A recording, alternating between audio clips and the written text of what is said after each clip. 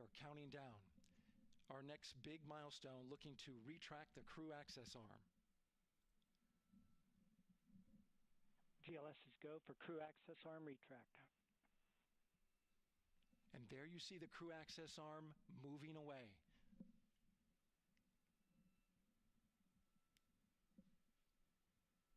That's the path that the astronauts took to ingress into the rocket.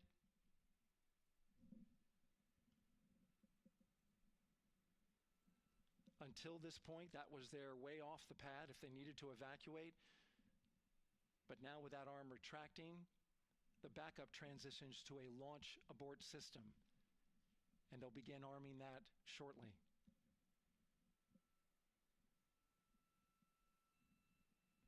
Of course, the launch abort system, great shot there of the crew access arm retracting away. The launch abort system is the tower at the top, and that's what would pull Orion and its crew off the top of the rocket in case of an emergency, whether it's on the ground or in flight. This is critical safety hardware that protects the lives of the astronauts.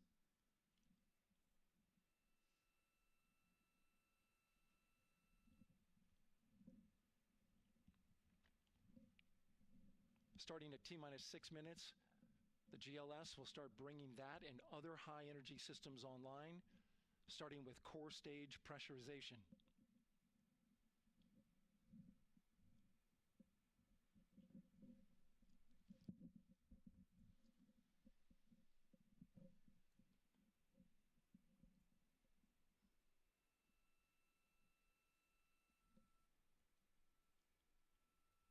Weather is 90% go, the range is go, all systems are go.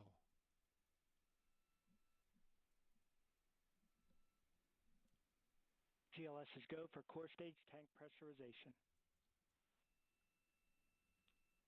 That means the replenish valve for the liquid hydrogen tank has now closed, and that tank is beginning to pressurize to flight levels because that hydrogen is naturally boiling inside the tank. We'll get the liquid oxygen tank a little later in the count. Now the team is waiting for verification that, if needed, the Artemis II crew could use the launch abort system to pull Orion safely off the top of the rocket in an emergency. Let's listen in for that call. GLS verifies last Hey guys, available. we're just watching this. This is history in a good way. CDR copies, last available. It's like a positive piece of history that we're about to watch. This is a crew that's going to orbit the moon, go to the dark side of the moon. Basically, this is like a launch that is going to prep for the planned 2028 moon landing mission that NASA wants to launch. So we're checking this out. I'm a huge space fan. I love astronomy. And looking at, like, I look at NASA's photo of the day like almost every day. So this is a big piece for me. I'm very excited. I'm very, like, my heart's racing a little bit. And hopefully this goes off without a hitch, and we get to watch a positive piece of history for once. So apologies if I'm a little quiet. But yeah. Are in the proper temperature range for launch.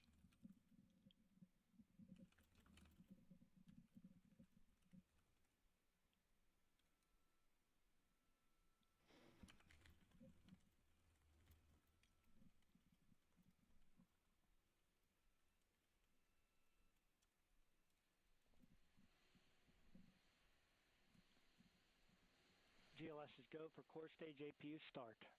Core stage APUs start. Those are auxiliary power units, high-speed turbines which provide pressure to hydraulic pumps that steer the RS-25 engines. We're going to see a gimbal test a little later at T-minus 2 minutes and 30 seconds. This is what allows that to happen. The nerves. The nerves, man.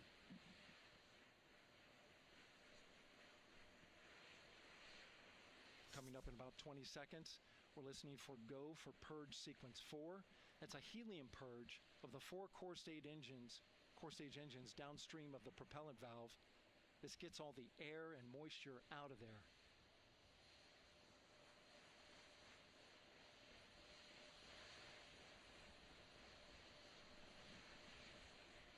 GLS is go for purge sequence 4.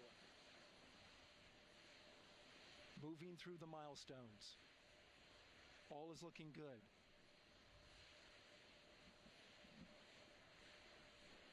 Coming up in just a few seconds, we're going to get that thrust vector control actuator test. This is a gimbling of the engines.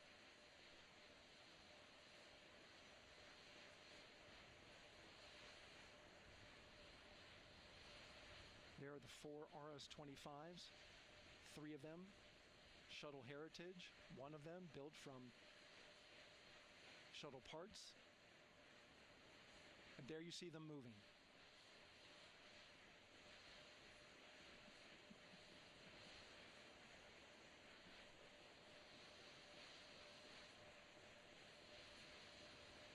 Now we're going to start moving the power from both the upper stage and the lower stage of the rocket to internal, taking ground power away and now going to battery power.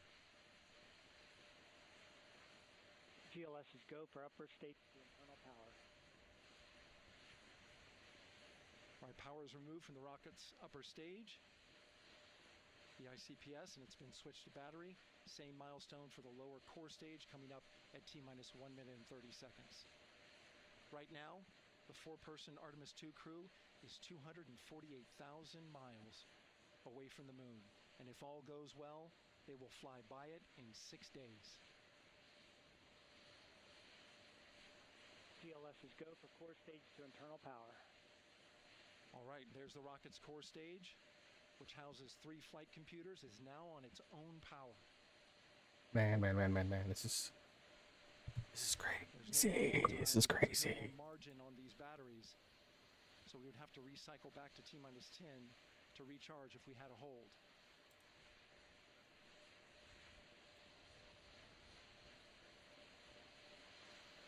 One minute. Right now, the rocket does not know what the T0 is, but coming up at T-minus 33 seconds, control shifts from the ground launch sequencer to the rocket's onboard autonomous launch sequencer, or ALS. The rocket will count itself down, but honor any holds that could come from the ground. Now, shortly after liftoff, Houston will take control of the rocket, and my colleague Gary Jordan will take over commentary. GLS is go for ALS. Great call out. The rocket is on its own. 4 brave explorers ready to ride the most powerful rocket. For those that aren't aware, this is the first time a woman will be going into deep space. This is the first time that a black man will be exiting the Earth's orbit.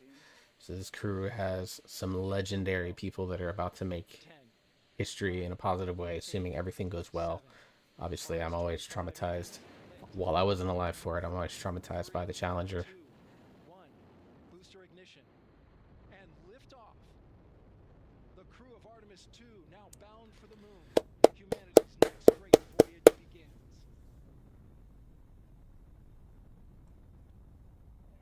Good roll pitch. Roger, roll pitch. Oh God, my heart. The flight of integrity on the Artemis II mission around the moon. Integrity, AMT high.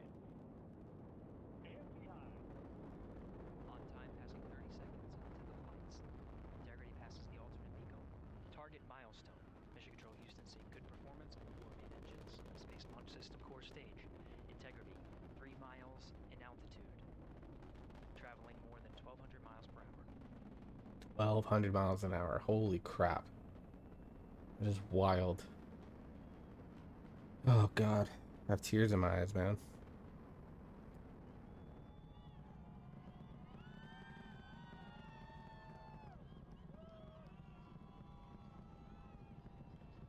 Mission elapsed time, passing 1 minute, approaching max Q. On, Ponce de Leon. Stan, we have you loud and clear on Ponce de Leon. Have you the same? Communication signal transfer confirmed as Integrity and its crew go supersonic. Approaching 90 seconds into the Artemis II mission. Integrity is 14 miles in altitude, 8 miles downrange, traveling more than 2,600 miles per hour. Could you imagine 26? Like, I get nervous going 90. Now let's go 3 times that amount. 300 times that amount. 50 seconds of mission elapsed time. Standing by for main engine throttle down to 85%. Ahead of solid rocket booster separation expected at the 2-minute 9-second mark. We see throttle down.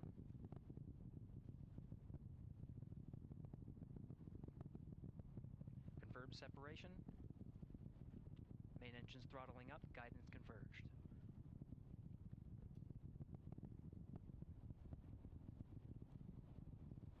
This is... Oh, what a shot. What a shot. So fucking cool. Integrity, SM priming complete. SM priming complete. 2 minutes 45 seconds of mission elapsed time into the Artemis II mission. Thrusters on integrity and upper stage confirmed in a ready state ahead of service module fairing separation.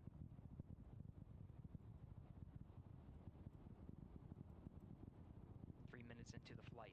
Integrity 49 miles in altitude, 78 miles downrange. Now passing 5 miles per hour.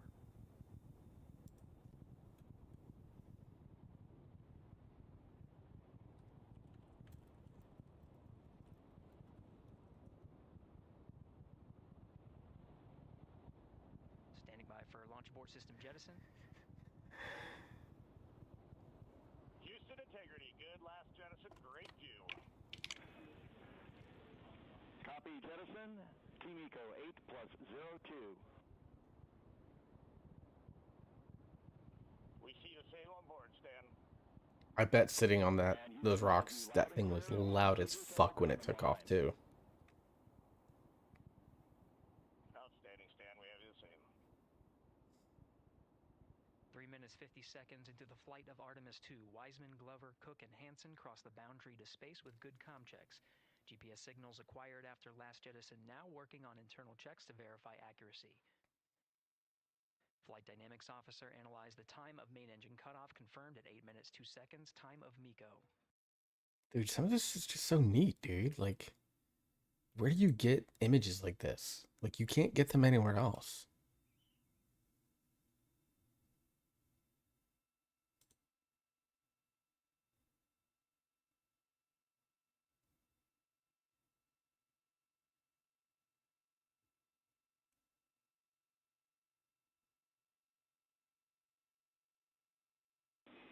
Integrity, GPS processing.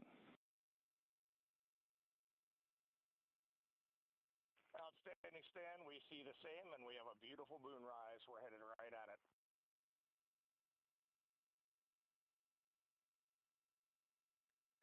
Approaching 5 minutes into the flight, Commander Reed Wiseman confirms he has visuals of his destination. GPS guidance, navigation, and control software finishes internal checks and sends to navigation channels.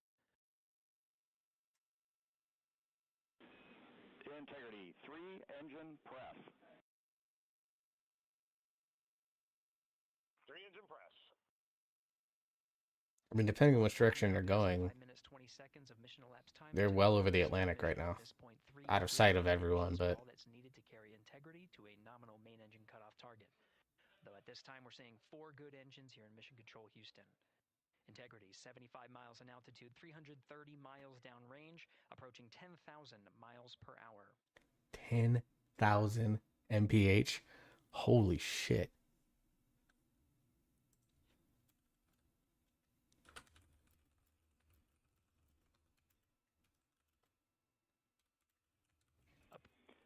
Integrity, looking good at 6 minutes. Same on board, Stan. Good trajectory and engine performance. Booster officer will soon report the shutdown plan to Flight Director Joe. Dude, 11,300, 11,500 miles an hour now. Integrity, 78 miles in altitude, 460 miles downrange. Integrity, expect nominal shutdown. Integrity copies nominal shutdown. This is so cool, dude. Stop showing shots from Earth. Give me more shots from the ship. 6 minutes 40 seconds of mission elapsed time. Shutdown plan is as expected. Again, the time of MECO was confirmed at 8 minutes 2 seconds into the flight.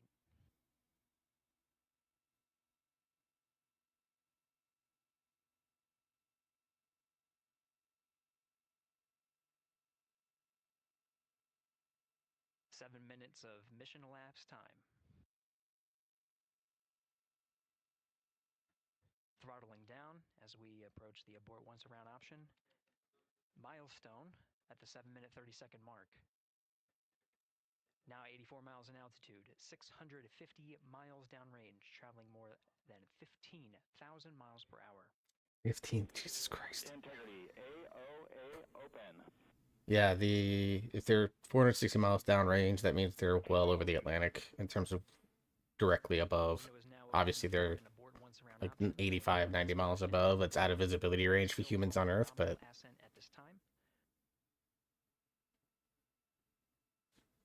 most humans can only see about 2 to 3 miles on the clearest of days. About 10 seconds remaining until the main engine cutoff of the Space Launch System core stage. Standing by for confirmation of MECO and core stage separation.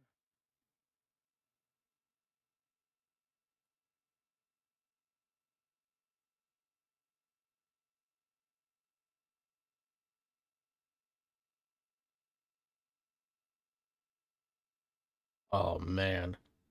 God, that's fucking cool. Integrity and nominal MECO core stage separated.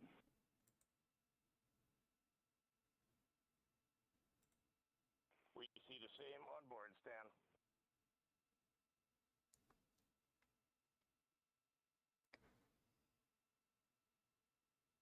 8 minutes 40 seconds into the flight, we have a nominal main engine cutoff heading in the right trajectory on the way to swing around the moon. Core stage has separated, done its job. The Space Launch System upper stage, the interim cryogenic propulsion stage, or ICPS, still attached to the Orion spacecraft.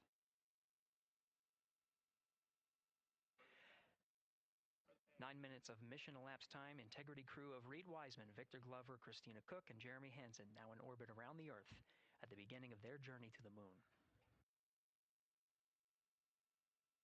Officially in orbit. Integrity Houston, looking ahead to PRM numbers so far per the pad.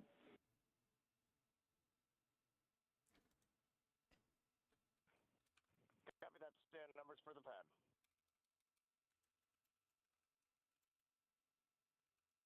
Capcom Stan Loves now reminding the crew that the perigee raise maneuver time of ignition is as expected prior to booster ignition. That time being 49 minutes, 50 seconds of mission elapsed time.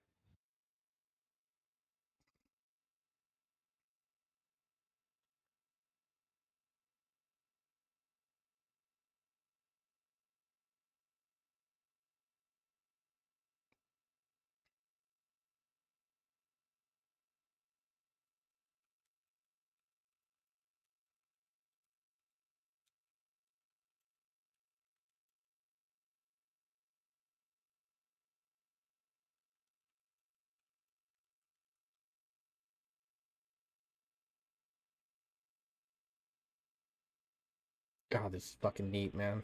Integrity, good. Neds deploy.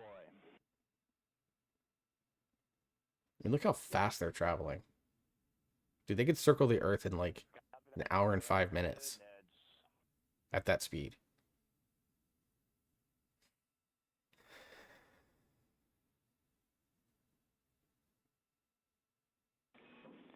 And Integrity Houston for PWD setup. Just a reminder, halfway open on the secondary.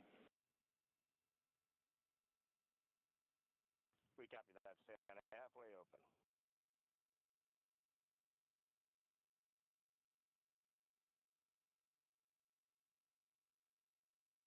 Passing 11 minutes of mission elapsed time. Here, overhearing the conversation between Capcom Stan Love and Commander Reed Wiseman, already passing some milestones. We have a good nozzle extension deployment system. That is confirmed. Complete. We also have the visors are confirmed up. Now past the dynamic phase of flight, that is ascent. Their launch and entry suits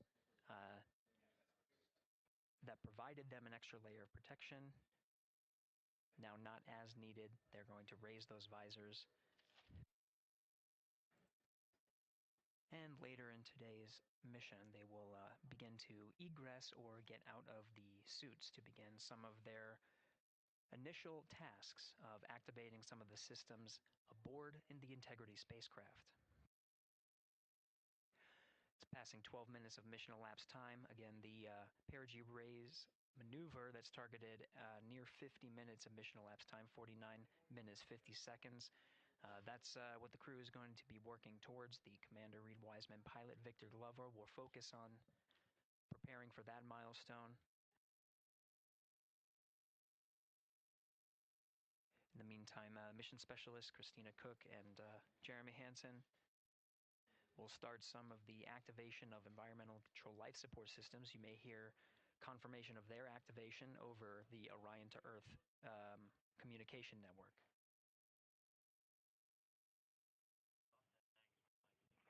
Houston, C3 aux power back in auto. Copy C3 aux, and we're 2 minutes to maneuver.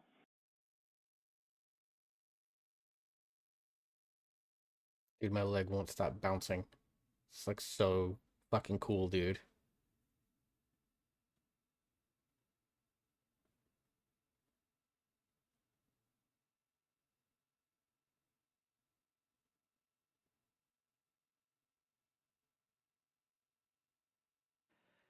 Minutes and 30 seconds of mission elapsed time. We're going to continue to follow the crew of the Artemis II mission. They are beginning their journey around the moon to verify the systems that will take us to its surface. An incredible ascent. Artemis II is underway. Reed Wiseman, Victor Glover, Christina Cook, and Jeremy Hansen begin their journey to the moon. Still milestones to come up as we await solar array deploy and the critical burns that will get Integrity into high Earth orbit around the Earth before engines are fired to get us around the moon. We'll keep tabs on Integrity and its crew from here in Mission Control Houston. But for now, we're going to send it back to you, Megan and Nicole at the Kennedy Space Center. Very jealous to hear how the launch experience was over on the Space Coast. Yeah, Gary, if people are just joining us, welcome back to the Space Coast, where we just saw Artemis II lift off 14 minutes ago. And wow, what an amazing launch, and an emotional one too. As soon as the rocket lifted off, Nicole, you had tears in your eyes, I had tears in my eyes, and we had all these people around us cheering. It was amazing. Yeah, the energy was wonderful. I mean, it was a beautiful launch. We've got 4 friends and family members headed to the moon. It's pretty amazing. Yeah. How does that make you feel as someone who, is an astronaut as well, but also, as you said, friends? Yeah, so proud of them. Man, we don't have the words in the English language to describe this kind of an event, and pride, love, so many emotions. They are truly breaking some barriers. Nicole Ayers, who is a stellar astronaut in her own right. Day ahead of them, so wishing them well on everything. But so far, what a beautiful launch to watch. Yeah, to be returning to the lunar orbit in more than 50 years. Maybe they go farther from Earth than any other humans before them. Maybe they see parts of the moon that we've never seen before. I mean, what a great start to what could be all of these milestones that we break in just a 10-day mission. Yes, what a way to welcome. It's a windy day down there too. I was kind of surprised they were able to launch. I mean, we saw some beautiful shots we were covering of course, the rocket, of course, the Earth falling away as we continued up into. Yeah, those pieces falling away on the Earth was fucking cool, dude. Emotional, overcome by this history-making moment. Man, we are going back to the moon for all, and we saw that today. We saw that in all the crowds, and yeah, you guys just saw that view, the sunrise or sunset. I guess they just made it over the crest of the Earth, and you could see the sun peeking over. One of my favorite views from space, and I can't imagine what they're looking at now, and I can't wait to see what they're looking at in about 5 or 6 days. Yeah, and I know a lot of people are like, I'm surprised this launched on the first try, because we know, like any little thing, we have to be keeping safety in mind, and we want to make sure we're ready to go. But we were ready to go, and I think it surprised a lot of people. What a wonderful surprise on this Wednesday evening. It did, and it kind of surprised me as well. But it's just a testament to the team here that has been working so hard on Artemis. Artemis 1, we learned a ton of lessons. We learned a ton from the wet dress for Artemis 2. We were able to go in, fix those things. We even had a couple mishaps today, not mishaps, but a couple, anomalies today that the team creatively came up with solutions for.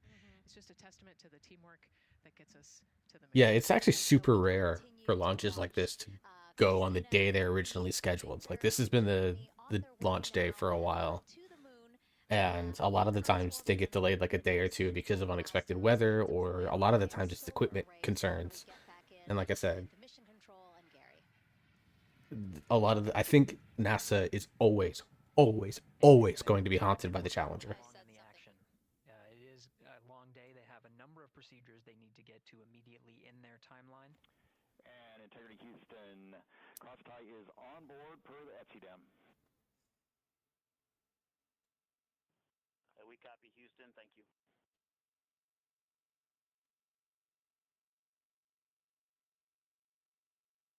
Cross-tie referring to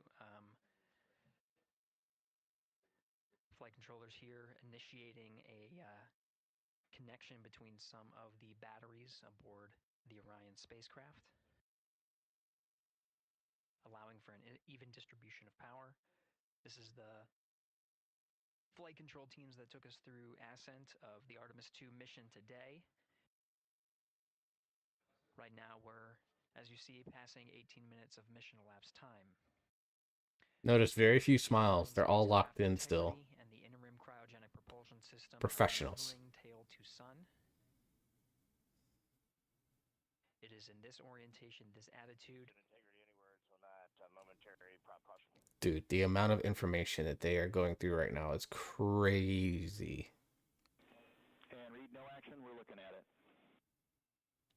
By the way, these were all the science nerds in your middle and high school. I want you to know that. Commander Reed-Wise, those nerds just made history, y'all. What is being routed to his displays aboard Integrity. Propulsion engineer confirming that no action is needed at this time. They're pressing through with their nominal procedures to prepare for the... And the wild thing is they're basically going to staff this area 24/7 for like the next, what, week? Probably closer to 9 days. 10 days, 2 weeks. Because they need someone to be in touch with them at all times in case something happens. Successful launch is just the beginning. The deployment of the solar arrays and successful confirmation that those solar array wings are drawing power is a significant milestone, and says to the flight control teams that we will continue on today's mission. Power needs to be drawn to continue through some of the next milestones. Until then, the AOA open option that was called up upon ascent, the aboard once around, is the current option, and abort to orbit option ATO will be switched to a preferred mode at the time that the solar array wings are deployed and latched. It gives the flight control teams a little bit more flexibility. Integrity Houston, update on TDRS handover for your pad. We're snoozing ads, ladies and gentlemen. We're not doing this at all. Give us just 1 minute. Did I posted up on all my socials? I didn't post up on. And Stan, you can read it. Ike is ready to copy. Roger. TDRS handover east to west expected 1 second earlier at 5:1 minutes 26 seconds.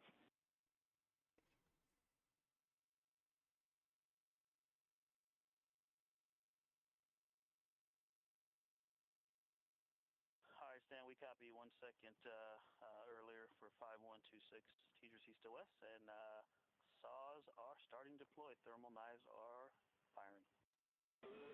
We concur. Thanks for the report.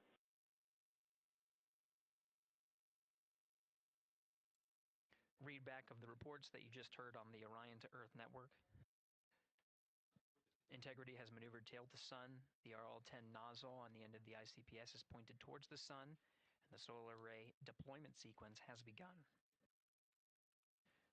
With the deployment confirmed, it'll be several minutes until they are what is called in a latched position. Once they are latched and confirmed to be drawing power, they can switch the mode to ATO and continue along the mission. The teacher's handover at the pad, that message meant the crew was provided some preliminary numbers of when to expect handovers between the... We will swap over to WoW here soon. We're going to start on... currently orbiting Earth at an altitude of 545 statute miles above the Earth. They are in a near-Earth network communication system. The tracking and data relay satellites, geosynchronous satellites that are stationed about 23,000 miles above the Earth. After after the apogee raise burn that occurs later today. The burn itself will put them in an altitude that surpasses the range of the tracking and data relay satellites, and they will transition to the deep space network today. And integrity for prop messages, we see 2 temperature measurements right near the line. It's that momentary message you saw earlier. We're going to suppress those. It's CM helium heater 2 T1 and heater 1 T1. They're going suppressed. Integrity, thank you. We see the same.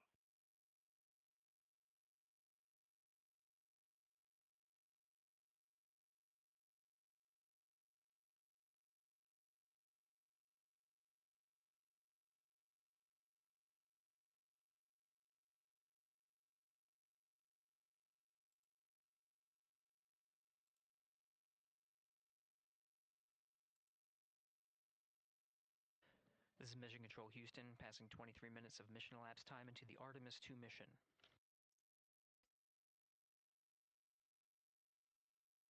This is after a launch that began at 5:35 and 12 seconds Central Time, 6:35 and 12 seconds p.m. Eastern Time.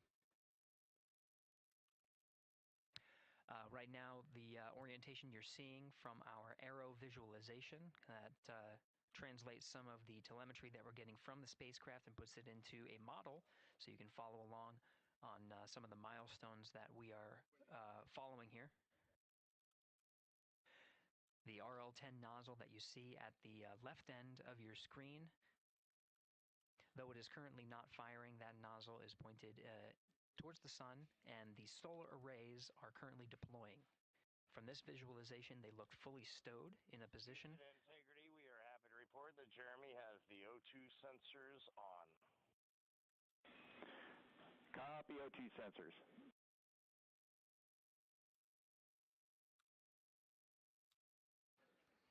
Again, Commander Reed Wiseman and pilot Victor Glover overseeing the deployment of the solar arrays. And we'll follow the attitude maneuver changes ahead of the first burn of the ICPS engine, the perigee raise maneuver. Integrity Houston, we see 4 saws deployed and latched, ready for ATO preferred. Yeah, we're almost there in the procedure stand, and we see the same thing.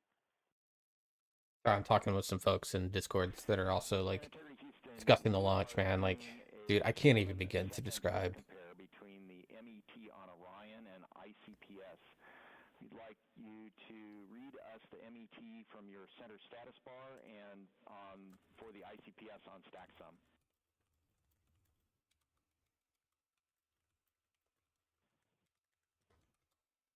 And Stan, we see a Let's see what he's got going on. We're snoozing the ads again. 15, 16, precisely aligned with ICPS MET. Copy, thank you for that. We'll investigate a ground issue. And Houston Integrity, ATO preferred set. Copy, ATO preferred.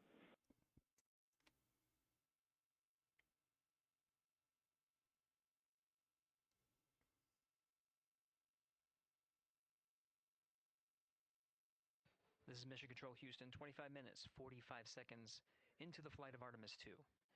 You guys have posted in a long time. All 4 solar array wings are deployed and latched.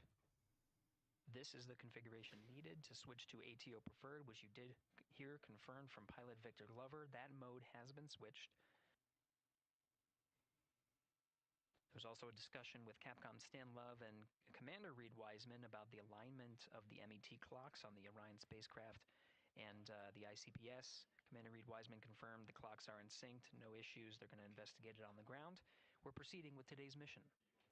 26 minutes of mission elapsed time and counting.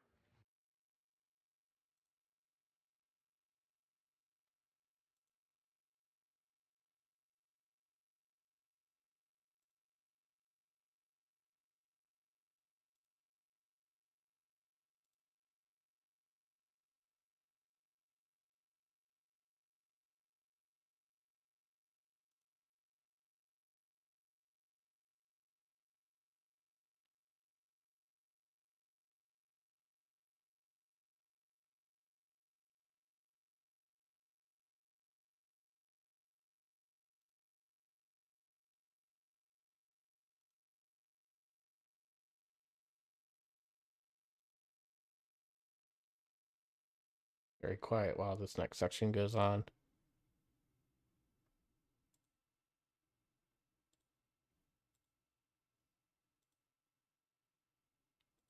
I think they're all doing work and just working for the moment.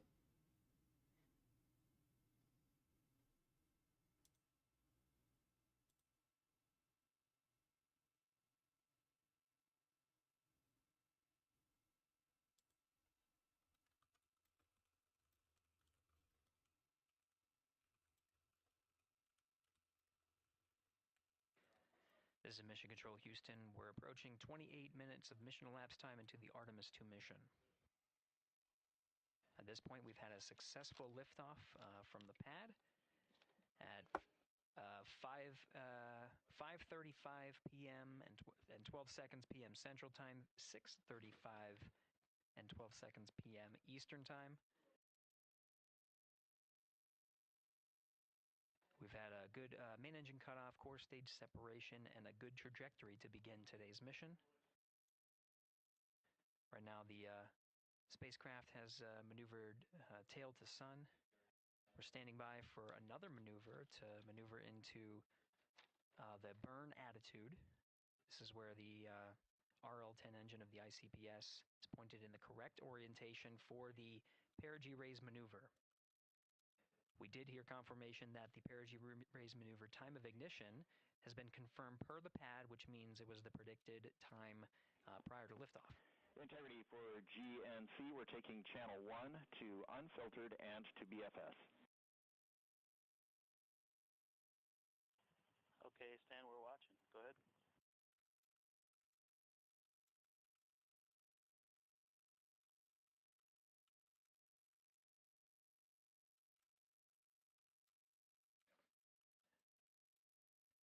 Capcom Stan Love reading up to the crew of Integrity. They will switch the navigation source from channel 1, standing by for confirmation that that switch has occurred. Pilot Victor Glover will receive confirmation when, and as at least watching to confirm that that switch has occurred. Again, the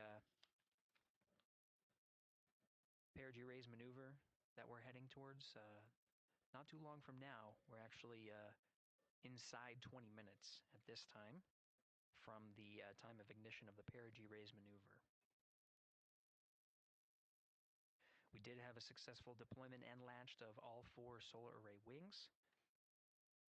This is the configuration needed to commit to the perigee raise maneuver. Of course, flight controllers here in Mission Control Houston will continue to evaluate that everything is good before committing to that burn. The perigee raise maneuver does raise the perigee, the lowest point in the orbit, from 15 to 100 nautical miles. The 100 nautical mile mark is needed to continue in low Earth orbit and hit the target for the apogee raise burn. That will put them in a high Earth orbit for the remainder of the day and set them up for the right position to execute the translunar injection and head to the moon tomorrow. The burn duration of the perigee raise maneuver is 26 seconds. A relatively short burn, but it does raise the perigee and do the job to get into the correct position before firing that main engine on the ICPS. The pad had a teacher's handover. This is the tracking and data relay satellites. East to west, they are geosynchronous satellites that are positioned around the globe.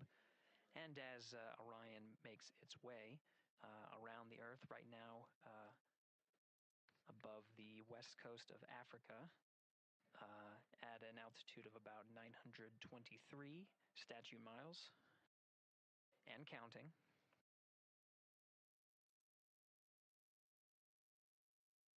The perigee raise maneuver is not executed at the perigee. It is rather executed on the actually closer to. Okay, so what I'm going to do, I'm going to go ahead and turn this down. And let's go ahead and jump into WoW.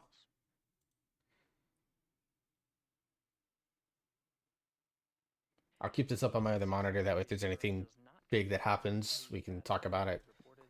And I'm going to leave it either low volume in the background, or I'll mute it and just keep an eye on it. Geosynchronous satellites that are used not only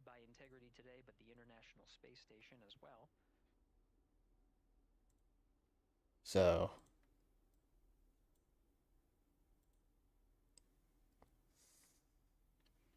let's get into the reason that I actually turned on stream today. Time of handover is 51 minutes 26 seconds. Plenty of margin. So let me mute that. Let's get our other music going here. Well, my game takes 45 hours to fucking pull the character list, because that's just what happens now.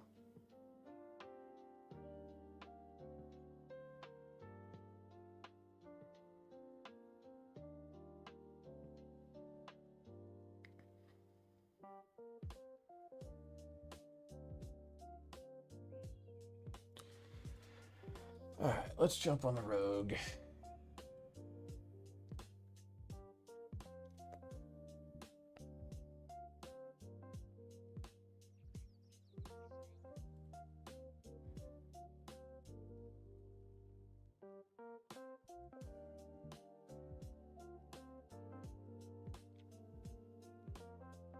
We're gonna cover it 24/7. So the NASA live stream is going to be on all the time. So if you want to check in, no matter what time of day you are on,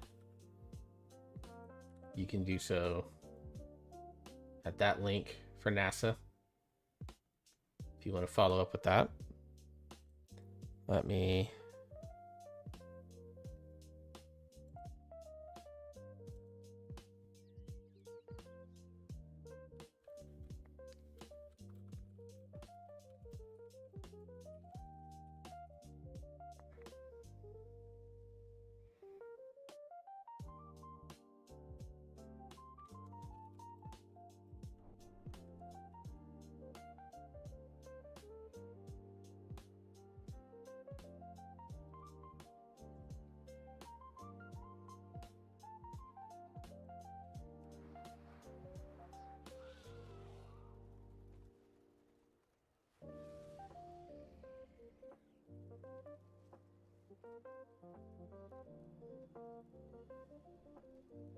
Alright, let's see, what did I do? I haven't done the world boss. We'll do the world boss. I think that one's out in Herondar this week. And then I need to do time walking. Will defend what remains.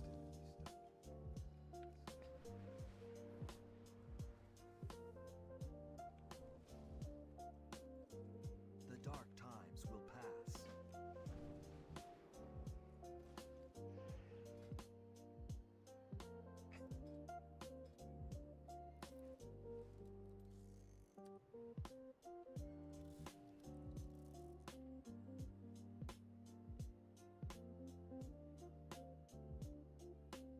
Alright, now I gotta let the ad breaks go. Pause them all throughout that. Oh, excuse me.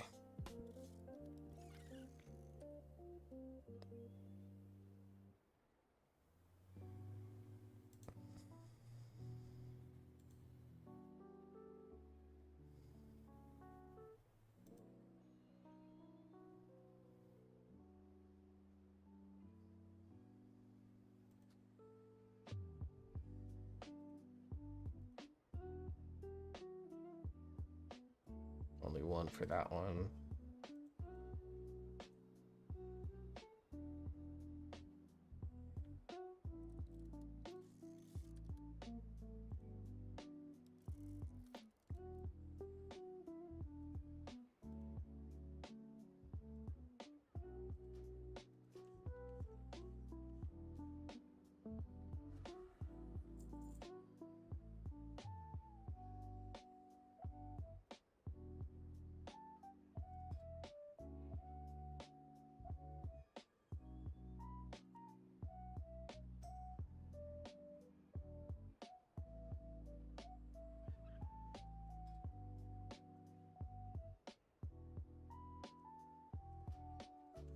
Probably gonna be my next best option because it provides the gem dust. So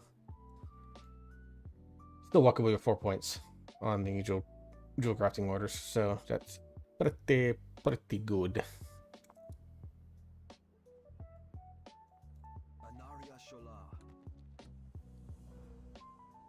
I did get a big upgrade.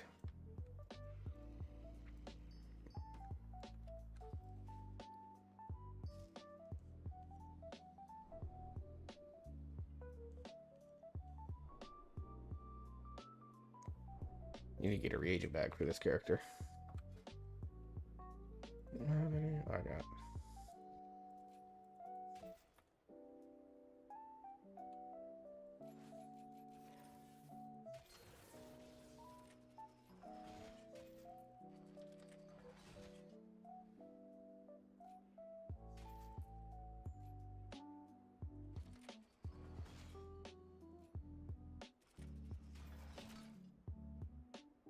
Guess I'm wearing all the haste ones.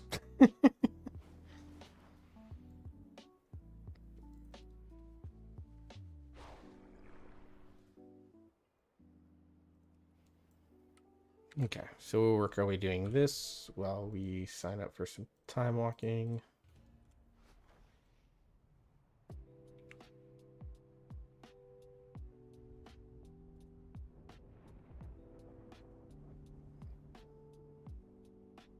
Oh, I need to go check the trading post.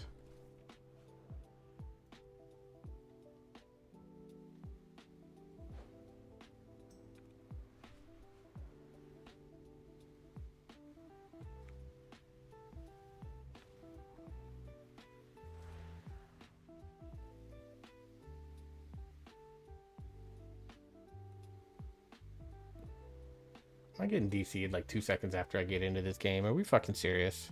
The survivors suffer under a stain of void corruption. I do not believe we can count on their aid for some time.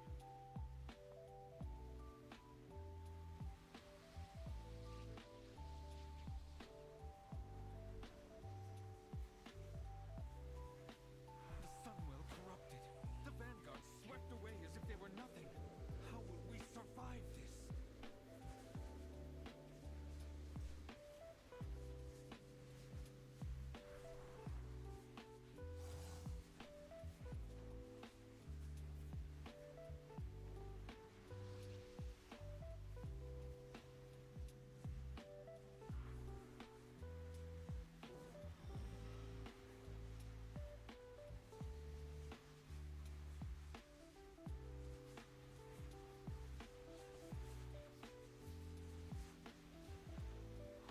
All right, Farron.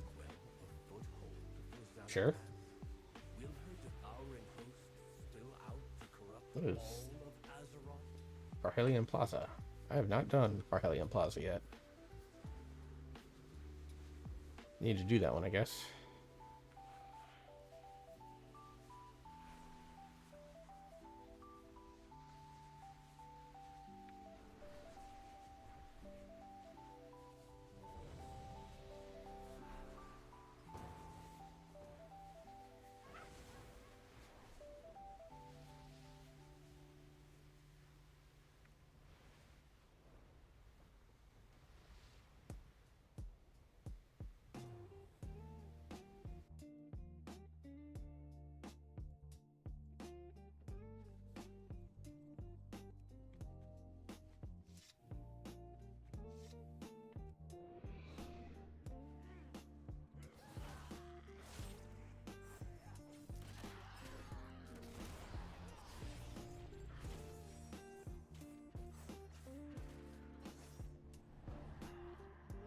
Cool.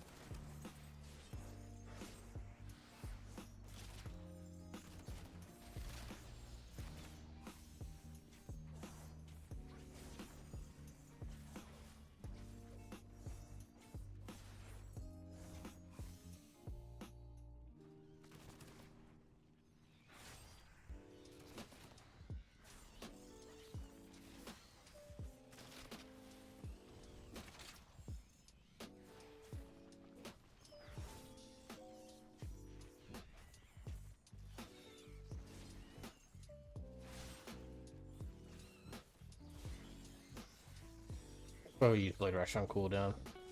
Okay, that makes more sense.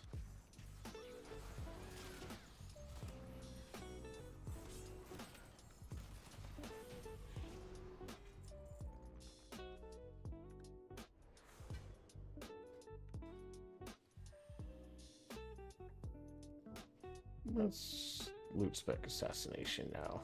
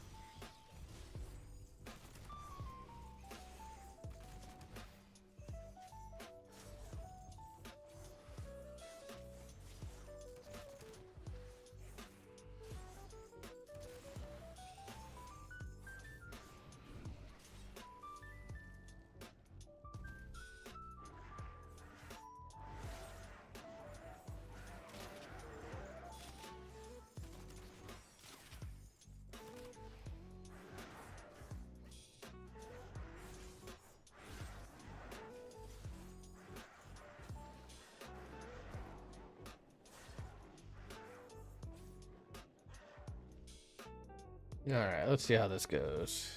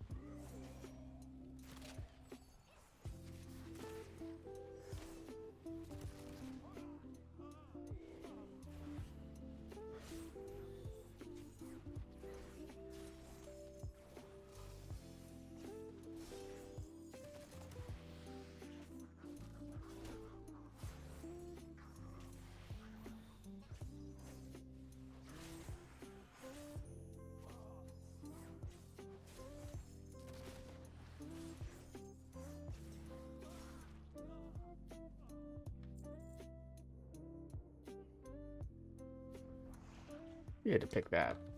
Like, I really hate this dungeon for time walking, honestly, because like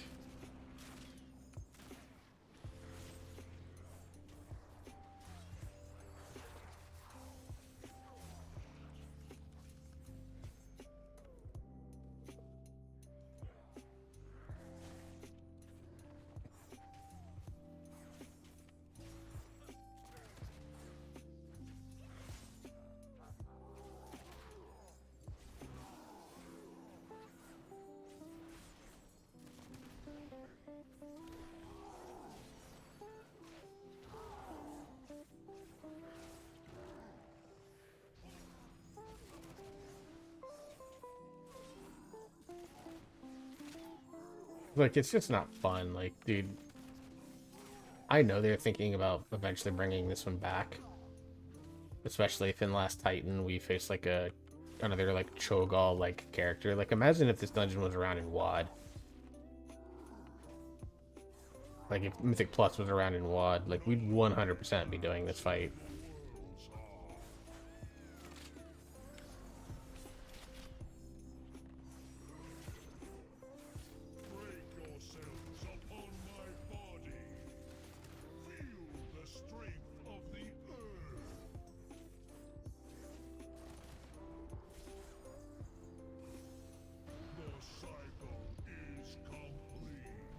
Nice.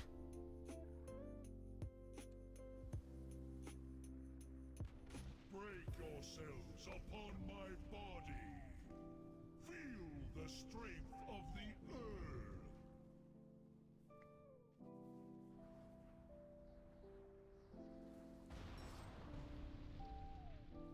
I mean, luckily the warrior can tank it, right? Or the hunter pets can. Break yourselves upon my body. Feel the strength of the earth. Yeah, I should have just run away. That's all that was. A protector has fallen.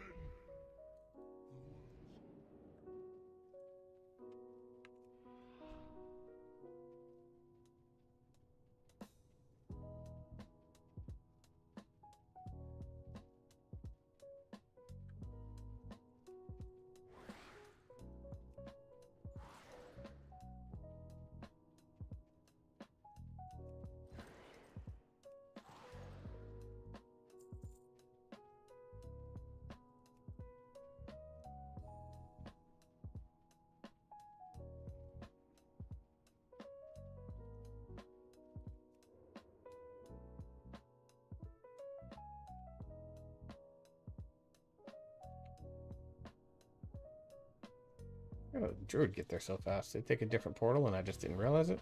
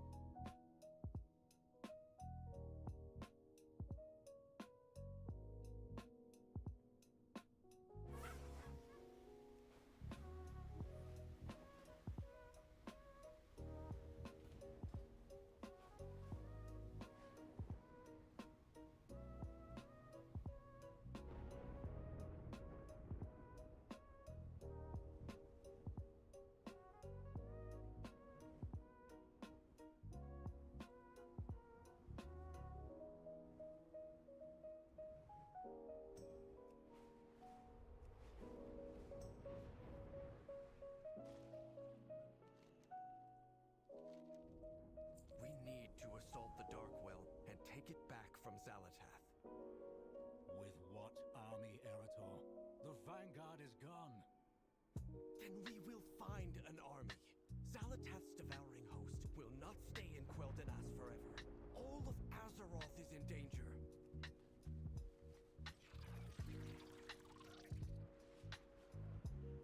All right, I'm gonna go to my favorite chill out spot here. I'm gonna go to the bathroom real quick, and then I'll be right back. So apologies for that.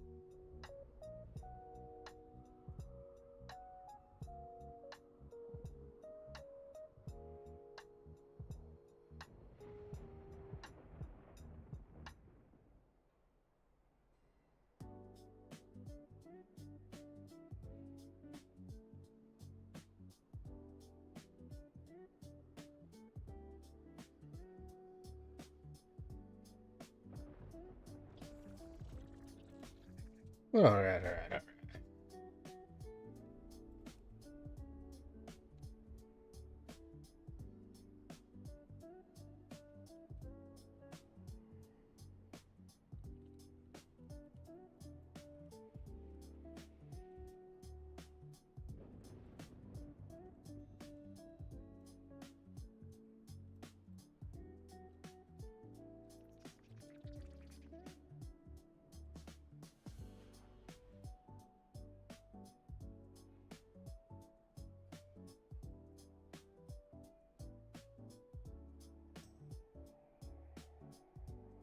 Well, I am Baka.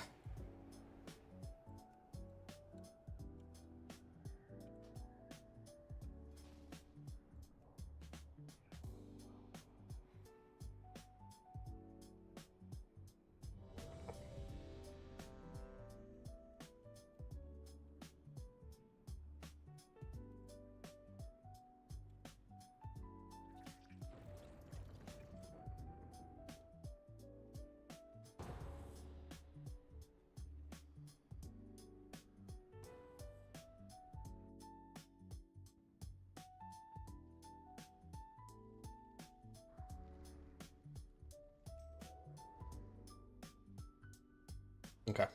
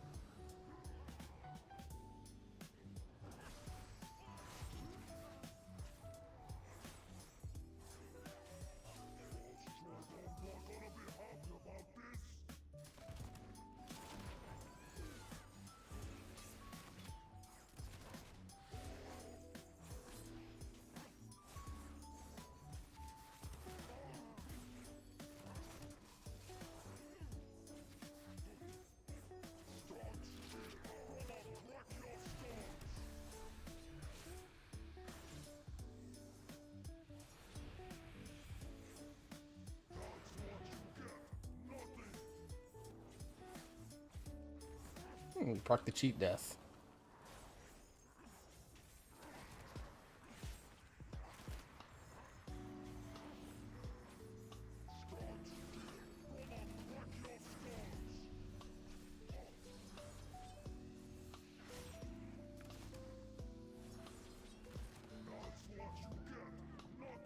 When you don't attack the chains, you don't do fucking shit for... Whatever, man. It's fine.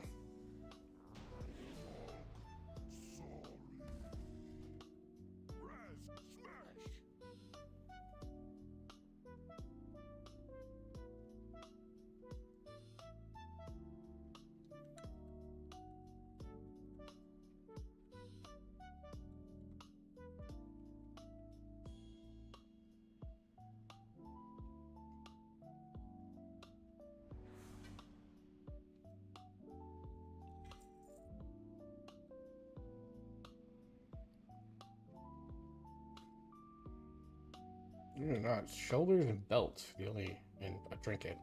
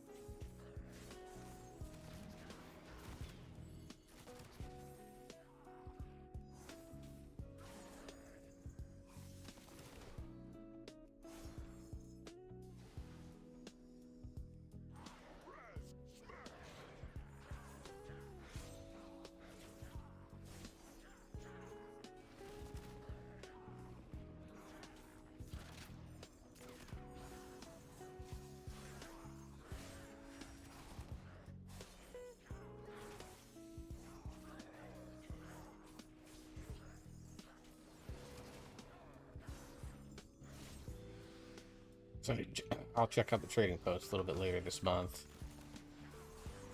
I will probably buy a lot of the stuff this month. Burn some tenders. Trade attendees, but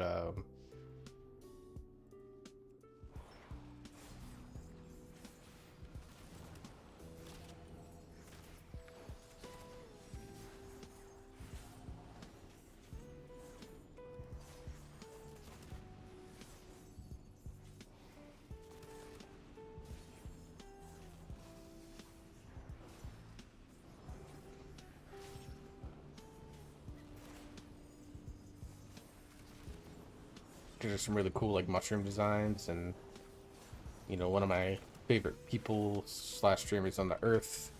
She's very into mushrooms, so do it to support her.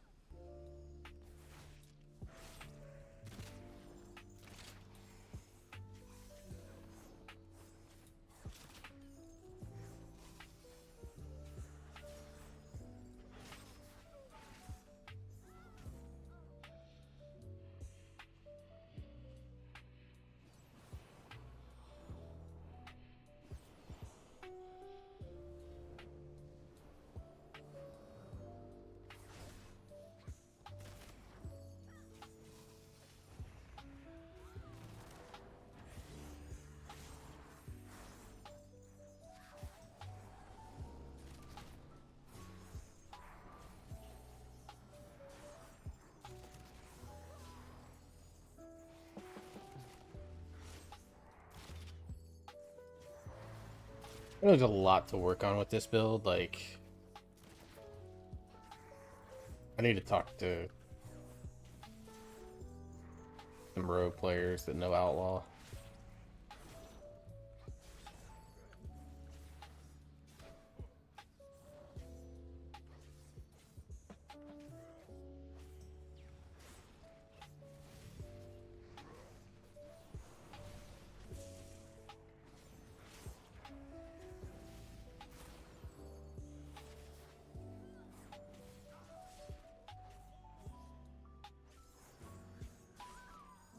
So I can tell not having a dagger is 100%, I think, hurting my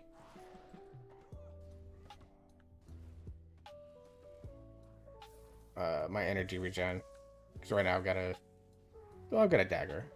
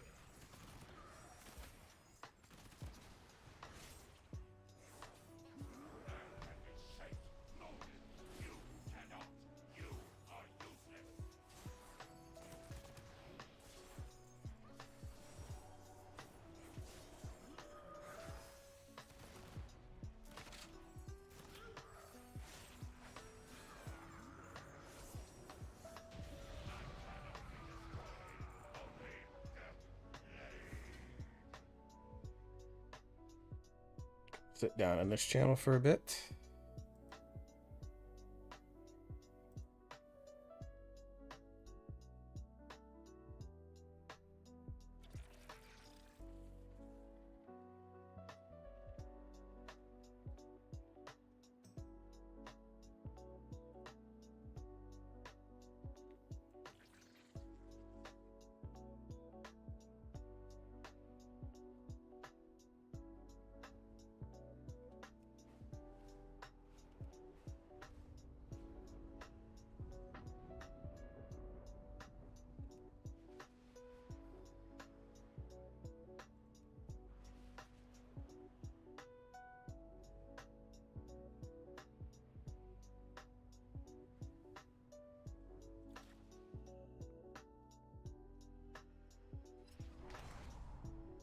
Alrighty then.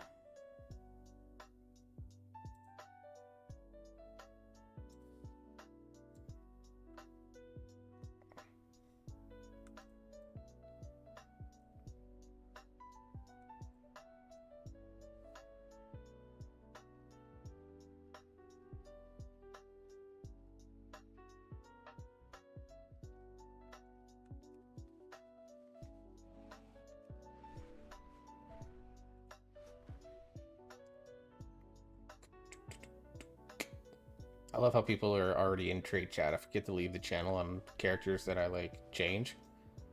And they're just sitting there talking about, like, they're just kind of pissing on this launch. It's not the real moon landing. Like, dude, I don't care. It's still fucking historic. In a time that, like,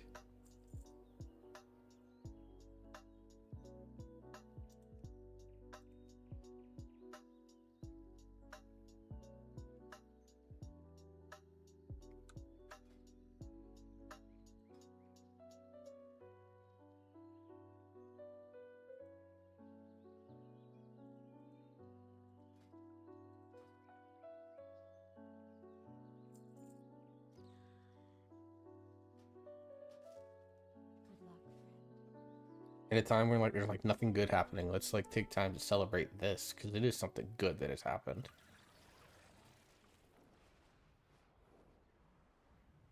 Like, it is objectively cool and good that we're sending a crew to orbit the fucking moon so that we can make sure that the crew that goes in 2 years to land on the fucking moon is going to be safe. Like, because it takes so long for this shit to go right, like, because of all the planning and all the math, and, you know, it takes time to parse through that data and stuff like that. Like, people tend to get, like, impatient when it comes to space stuff. But a lot of people haven't had the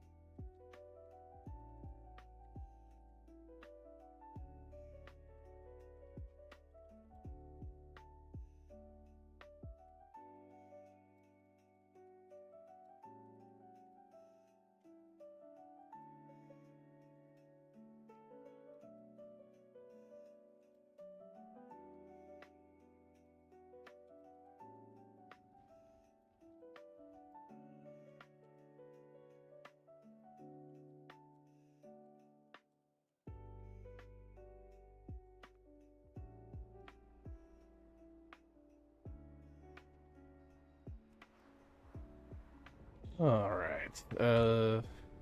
Probably do one more while I wait on ye old bitches to come jump in this channel. And while I wait, I'll try to do like a mining route, I guess. I mean, I guess I could do a hard prey. Can I do Nightmare at this high level? I don't know if I can do Nightmare at this level. 235. I'll try it, but I do not feel good about this. Let's see. Let me do the one in Zulaman. No, wait, I didn't do the one in...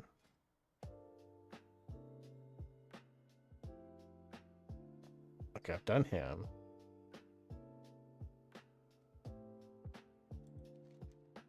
Okay, I've done Grothhaus. I don't think I've done Lost Eldrin. So we'll roll with this.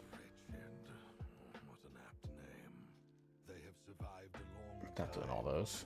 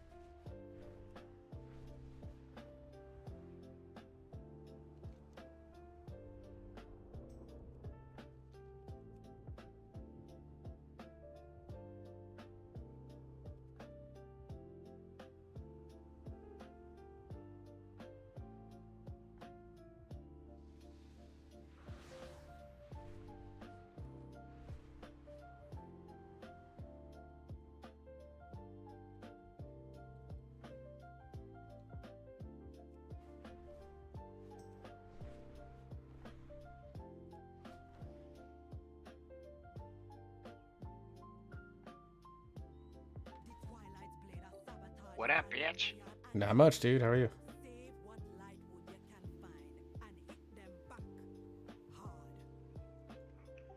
I'm doing okay. It's been kind of a bummer week at work, so... Yeah.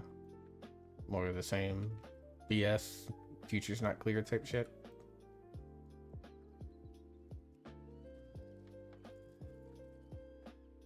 Sorry, what was that? I'm trying to adjust the volume on my headset. Yeah, no worries. You don't have to expand, obviously, because I'm streaming, but like more of the same, like future uncertain bullshit at work, or... Where there's some of that.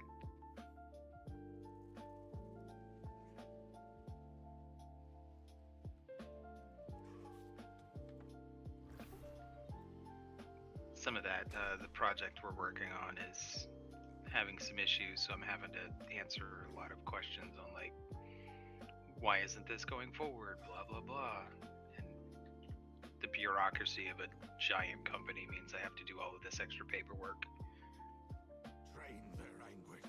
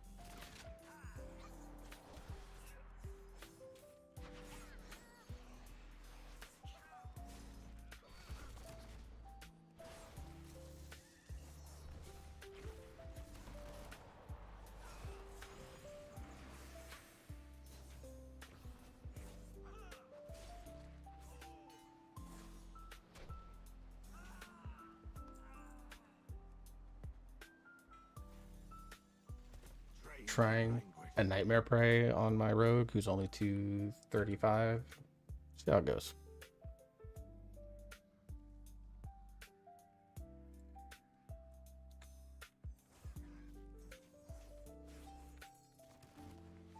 Good luck. I haven't tried one on my Death Knight. He's maybe like 220-ish.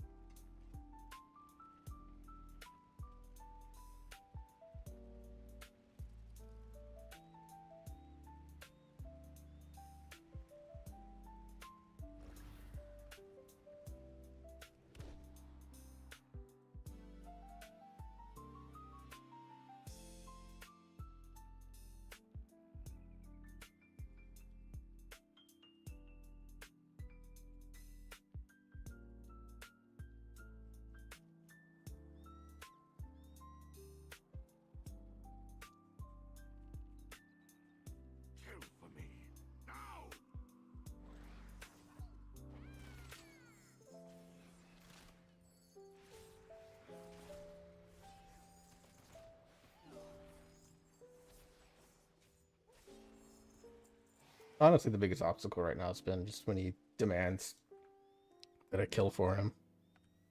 You know, like if I don't have something that's like a creature or something that's like a minion style mob, I have to fight something with actual HP. It just takes a little bit because I only do like, 30k at best single target right now.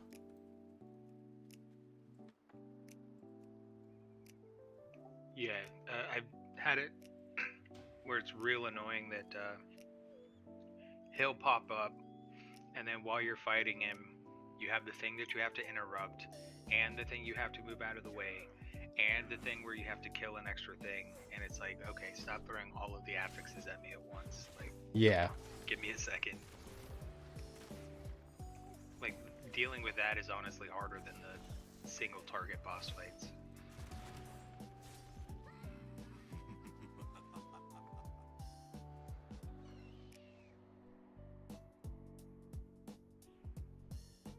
So we're gonna get started up here basically as soon as Harley's ready.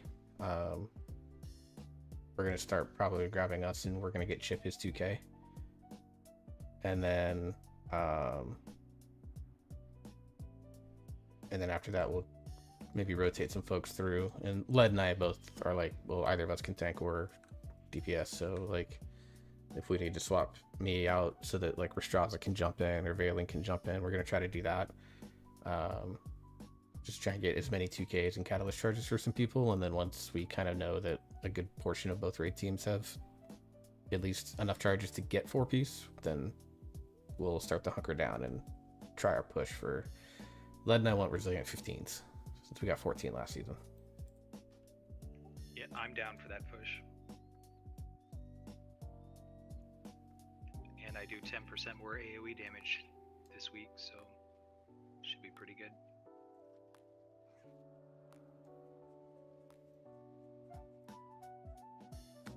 Yeah, there's a good chance I'm tanking it, so I'll have to... I need to get more gear aimed at Vengeance, but I'll probably switch the build up a little bit more to be slightly more tanky.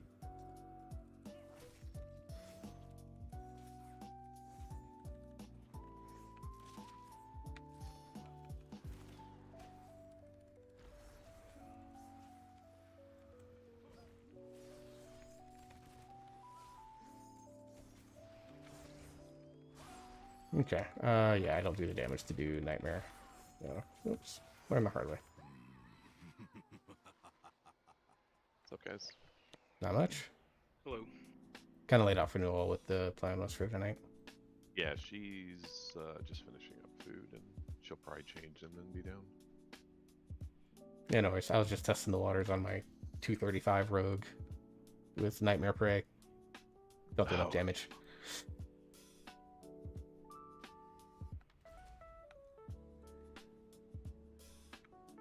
Yeah, I need to get a weapon, and then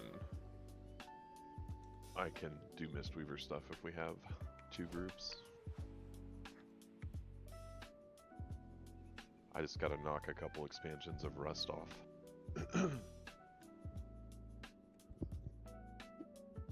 A couple of builds for it that are really good right now. Yeah, I used a default, or I used a Wowhead one, and it seems fine. It played like, it kind of played like it used to, but like it's way easier to get Renewing Mist out because Rising Mist applies it to somebody that doesn't. It's a short term one for sure. Yeah, it's still like effective to apply it manually, but oh yeah, for sure, definitely doing that. I'm a big fan of Thunder Focus T Renewing Mist. I just like having haste is. I don't know what the right play is. I think I was alternating. I did a lot of like Thunder Focus with Rising Sun Kick first. Yeah, there is a no Apex talent build that leans way more heavily into PFTing into Rising Sun Kick like all the time, but I don't know the specifics of the build because I didn't really take a look at it. I noticed, and I haven't read the spells to get the interactions or what's happening, but when I channel into somebody and do an instant cast Enveloping Mist, it like fires all sorts of shit off. Yeah, that's probably Spirit. Spirit. Comes out. If you have the Apex talent, I think that's the Apex talent firing out. Oh, that's cool. Because it spreads to everyone soothing with mist Renewing Mist. Everywhere. Yeah, and it goes. I think it channels into people with Renewing Mist on. That makes sense. So it's not a steep learning curve because it plays a lot like it did how I played it in DFA, which was the last time I really did it. It's still the same concept.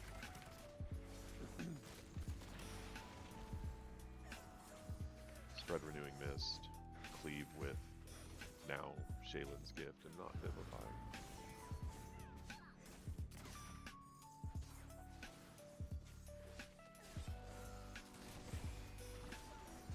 But I went to make a veteran staff. Chip's like, just use your crest, you don't need them. I'm like, true.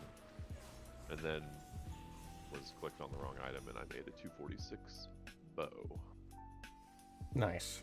Good job, So dude. R.I.P. my crests. I mean, they're easy enough to get back, thankfully, Yeah, it's but veteran. it's I don't. still Yeah, just annoying, right? it's what it's. Yeah, so I've got my 214 auction house in weapon, but I don't. Unless we do Skyreach, I'll just roll Mistweavers back. I do have Skyreach in the bag on the Demon Hunter at 10, and I know you got that at 10 now, I think, but I don't, and I think Noel doesn't either. We still only have it at like 5. It'd be big IO for us. Yeah, we can do that. Hey, guess what my key is? Skyreach 10. Nice. So we'll fire one, trade the other. We have 2 double Windrunners too for the feather or the haste trinket, either one, depending on what people are after. Yeah, that one I'll roll Devourer in, because I don't have good Devourer trinket. Like, I have decent Devourer everything else. I just need Devourer trinkets. So a Heart of Wind and the feather would be good. Yeah. I threw the All-Seer trinket on my mage last night because I had nothing else to do with it. Oh, did you get it out of... I had a Warbound. Oh, a Warbound champion? Nice. Yeah. Like, well, I'm not going to run it on this guy because the Crucible is, like, incredibly good until you get the Skyreach trinket. And then I will play Bloom Spattered Dreadscale just because it's a crutch and I like it. I love those trinkets. Yeah, the ones that give, like, big absorb when you fall below health and shit like that. Yeah. Just fire it off and it does damage and it puts a shield on you. Every expansion has it. So. No cheap death trinkets though that I see.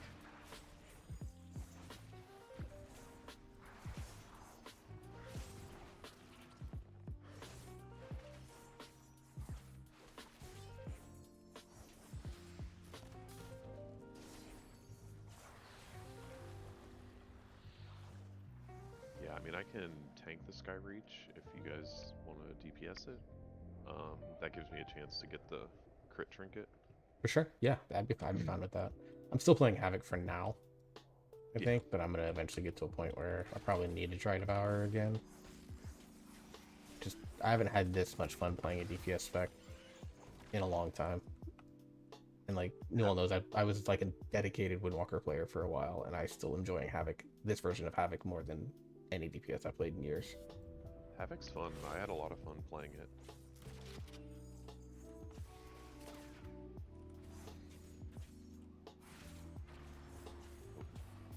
I mean, the changes they made to Mover, I think, helped it infinitely more than I thought it was going to, because it is so much more straightforward to figure out the Mover windows now, and I'm sure there's still little things that I could do to make it better, but like, Mover feels so much more intuitive to play now, and that's encouraging to me. And I had a lot of fun playing it.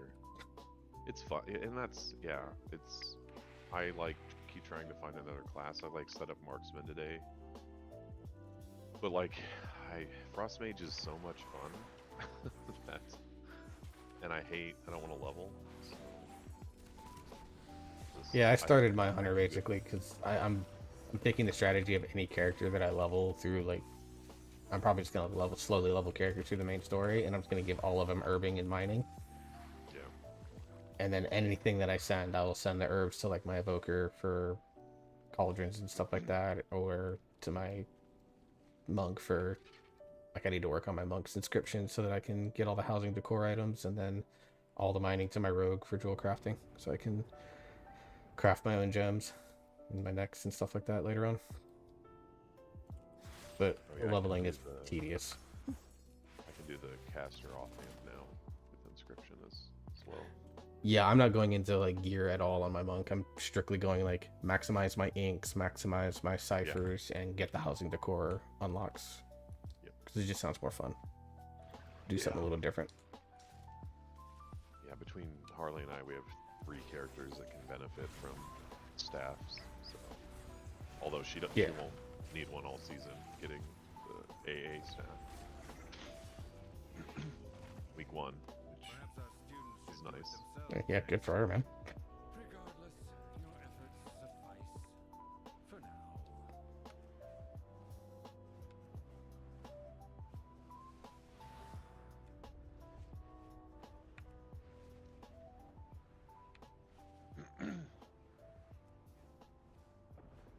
Yeah, I'd set a reminder for the launch today and then fell asleep on the couch because I worked until about 3:30 and then woke up and it was 40 minutes past it.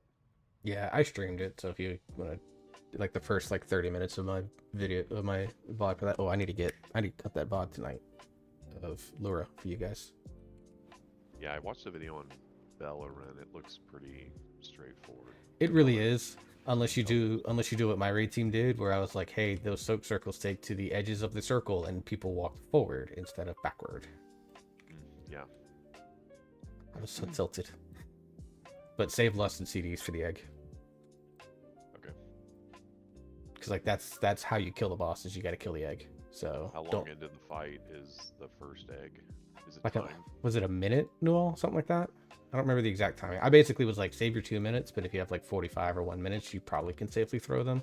Because a lot of it... It was about a minute, maybe a little bit longer. A lot of it just depends on how quickly you guys are able to kill the boss and the ads.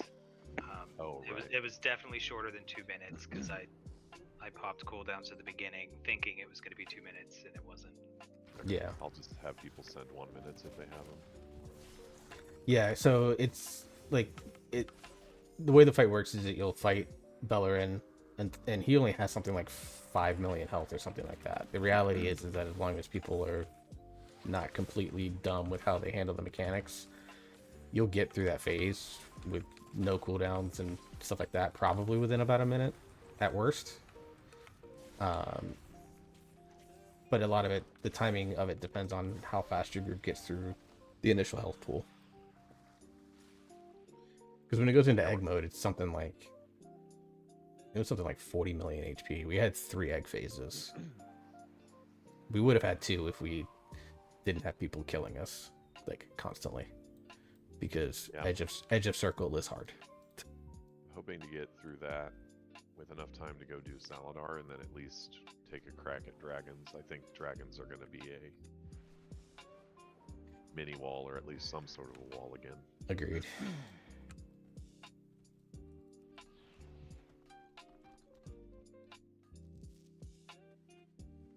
I feel like we were pretty close on Veracius with how big the DPS was going. We were still probably 30 seconds from in range or 35 seconds from in range.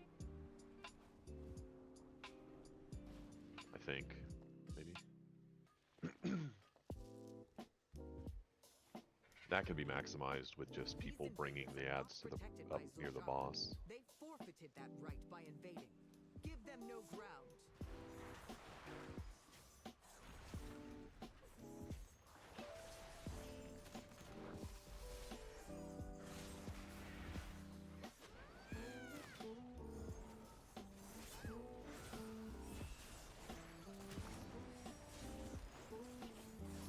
Nice.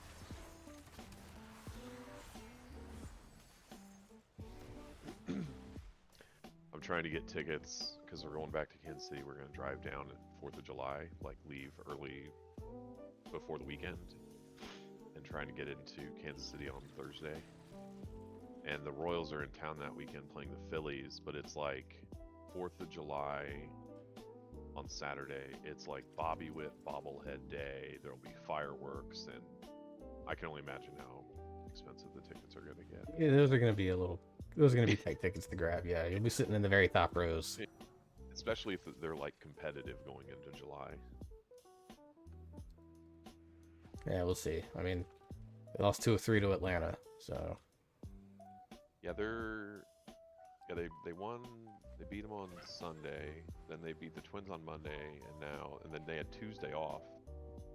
And now they're up 2-0 in the second on the Twins. I mean, Atlanta's good, I think. Yeah, I hope so. I'm a Braves fan. Yeah, Atlanta's good. Assuming all of our pitchers don't end up hurt. We had 3 of them on IR right now. I couldn't believe Sale's still pitching. But I guess he's not that old. I'm so used to watching him pitch because he was with the White Sox forever. He's the reigning Cy Young winner in the NL. Yeah, I know. It's crazy. And he was ridiculous opening day. Yeah, no, I'm tired of watching him. I was like, man, we have to deal with Sale again. At least he's not in the division. Because I love that the Sunday game, the Braves lost to a guy that basically throws 28 pitches equal number of times. Yeah. Like, the Braves broadcast, I think, showed like the spread where he throws like 5 pitches and he threw none of them more than like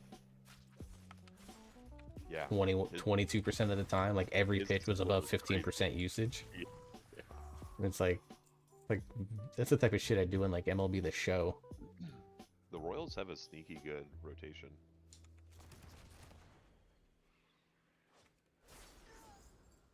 Because it's Reagan's, and then who pitched Saturday? Waka. And then I forget who pitched Sunday, but Bubich pitched yesterday, and now Noah Cameron's pitching today. Yeah, it's frightening for me to say that the second best starting pitching performance was by Bryce Elder, who is Greg Maddux incarnate, except he's not anywhere in the vicinity of Greg Maddux in skill. He's just Greg Maddux in velocity. I think he tops out at like 90. It's ridiculous, and he struck out like 9. Like how?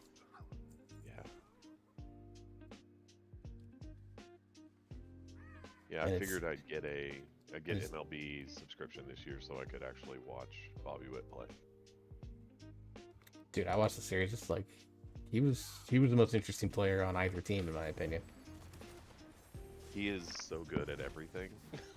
It's like watching the highlights from the World Baseball Classic. He made 2 plays in one game where like they were both plays where if you made one of those plays in a year, it would have been awesome. The thing that I love watching about the Royals too, honestly, is like they're gonna be so screwed when Salvador Perez retires, because that dude is like the heart of the team. He is so insanely intelligent. He also went something like 6 for 6 on ABS challenges. Yeah. And it wasn't like obvious stuff that like everyone in the stadium knew. It was like these edge cases where he was like, nah, I know this is correct. Yeah. I was trying to explain to Glenda like what he means to the Royals in Kansas City, but I couldn't like come up with a comparison for like a non-baseball person. I mean, he was drafted by the Royals when he was 16, and so he's been in Kansas City forever, 20 years. Yeah, he's like 38 or something, so 22 years, something like that. Yeah, he's been there a long time. I told her, I'm like, he's gonna have a statue, is what he's gonna have, and he's gonna get his number is 100% gonna get retired. And he's probably gonna have a statue, and coming from a franchise with 3 retired numbers and I think 2 statues. It's what George Brett, Frank White, and Hauser. That's it. Yeah, and then of course Jackie's because it's retired league wide. Yeah. It's like 5'10", and then whatever Hauser was.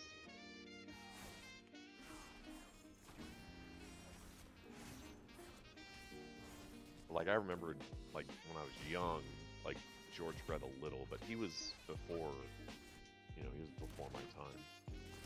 My Royals memories are when they were ass. Yeah, until that 2015 team? Yeah, 15, yeah. They actually had a good year, and I remember going to the game, and whenever the strike in the early 2000s was, they had like Randa, and I mean, they had some good players. They had Sweeney and Beltran and Jermaine Dye and Johnny Damon. Like, they had talent, but they just couldn't pay them, and you knew they were leaving. I do remember like Kevin Apier and Brett Saberhagen and all those guys. Yeah, I'm like the reverse. Like, you've grown up with your team being shit your whole life. I've grown up with my team being good my whole life. And then they went through a period in like the late 2000s where they were complete ass, but that's where they got like Freddie Freeman and Jason Hayward, and they grabbed Tim Hudson off the the discount rack. Freddie Freeman. Love Freddie Freeman. Such a cool, easy player to root for. I respect it. I don't. A lot of people are like Atlanta fans, like kind of hate him for like not sticking and being a one cap guy, but I'm like, he got offered $45 million more to go play in his home state where all of his family actually lives. Like, you sit there and tell me you wouldn't take $45 million to go live. Like, if I got $45 million more to, you know, go back to like South Carolina or whatever, where I grew up as a kid, it'd be hard to break that up, you know? Yeah. Also, not everybody is Chipper Jones. And I understand, like, you go through that Chipper Jones and you think, okay, my good players are going to stay. And that's just not the case. The Chipper Joneses of MLB are oddities.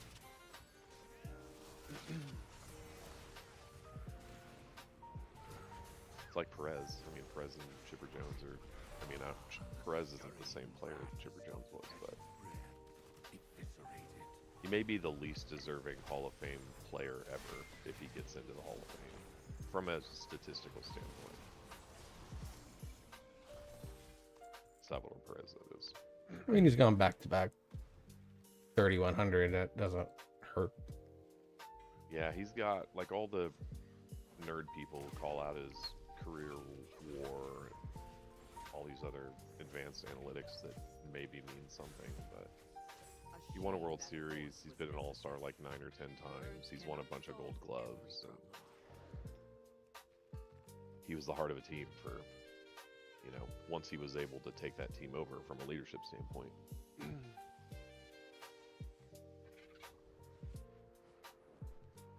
Hosmer's actually in the booth for the Royals now. I think part-time-ish. Yeah.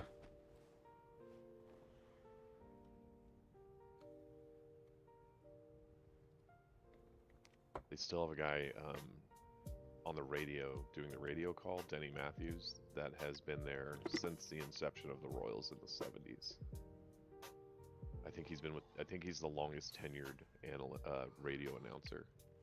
Now that what's his face out in LA is done. Oh, Vince Scully retired, yeah. Yeah, Scully, yeah. Scully retired. I think Bob Uecker passed away. So yeah, probably so. It's like 50 some years.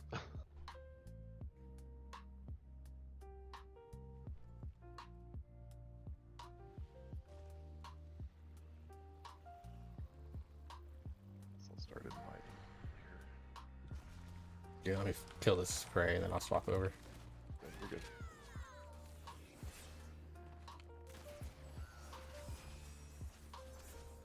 Hey, Bella.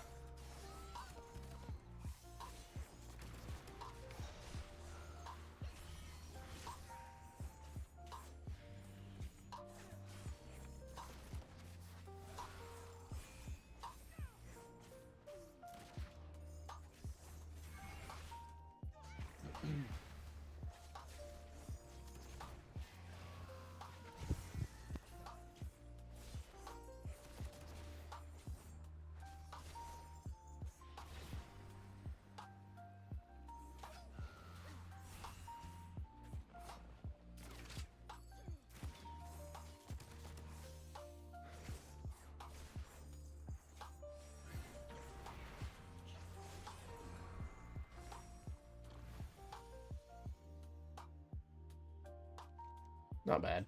Oh, how they raged. What fun. Alright, let's get back to Silver Moon. We'll swap over to the DH. Hey guys. Evening, Cowboy.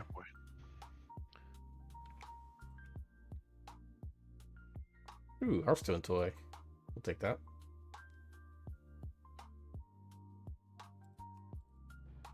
Oh, I need to check trading posts. I gotta figure out where that's at in Silver Moon. It's above the auction house. That actually helps me. Yeah, there's an icon. I only say that because someone asked me where it was, and I said it's above the auction house. There's an icon on the map, and she's like, no, this is the auction house. I was like, okay. But there's an icon on the map.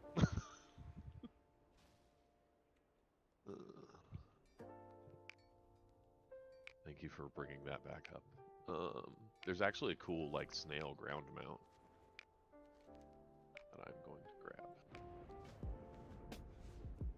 I don't know how I feel about the flying mount.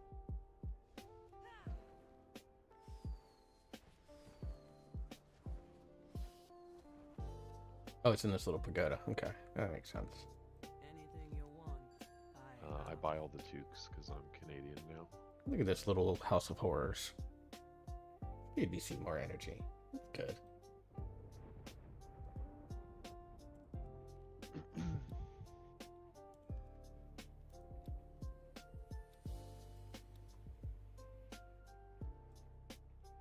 Oh, he cute. Okay.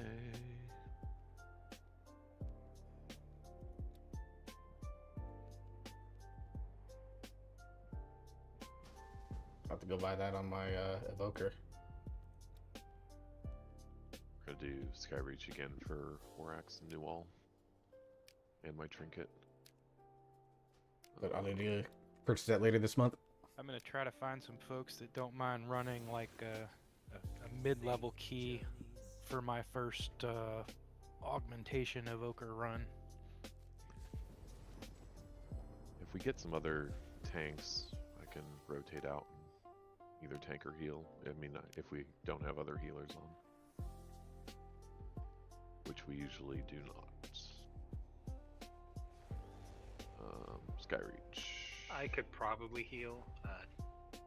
Not entirely sure how I do on 10s, but the 1-6 I did was fine. So. Well, I haven't done aug before, so I don't want to. Ooh, I forgot to connect stream avatars. Let's fix that. wouldn't wanna. I didn't connect it for the Artemis II launch. Let's get our birds on screen, huh? Oh, I don't have Skyreach on this guy. Okay. What? Oh, yeah, you I got it do on have. mage. Yeah. I do have a 9 key on my evoker, and I can heal. If I just want to do some high keys, can do that. It's funny, like I'm preparing to announce my 2D model debut. I just got to figure out. There's like one last thing that I've got to do with it. The eye tracking in my glasses don't get along too well right now, so I got to figure that out. But once I do, then 100% I'm going to be debuting this month. I almost made the decision to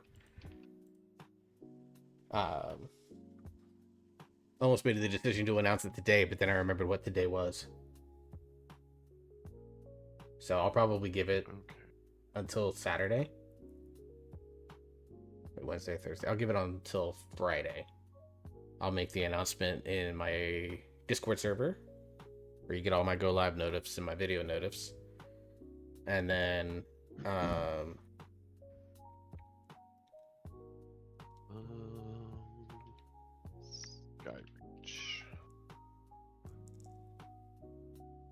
Forget who had this key. Someone does. and then I'll do that, which means a lot of my assets will update. Yeah, we got 2 shots at it. I've got one too, but we'll use yours, Newell, and I'll trade mine out at the end if we time. When we time. All right, I might need a couple minutes. The dog seems to be asking to go outside, I guess. Okay, I'll wait to drop food. Get my candle going. Need some smell good. Just gonna zone in, and then. All right, I will be right back.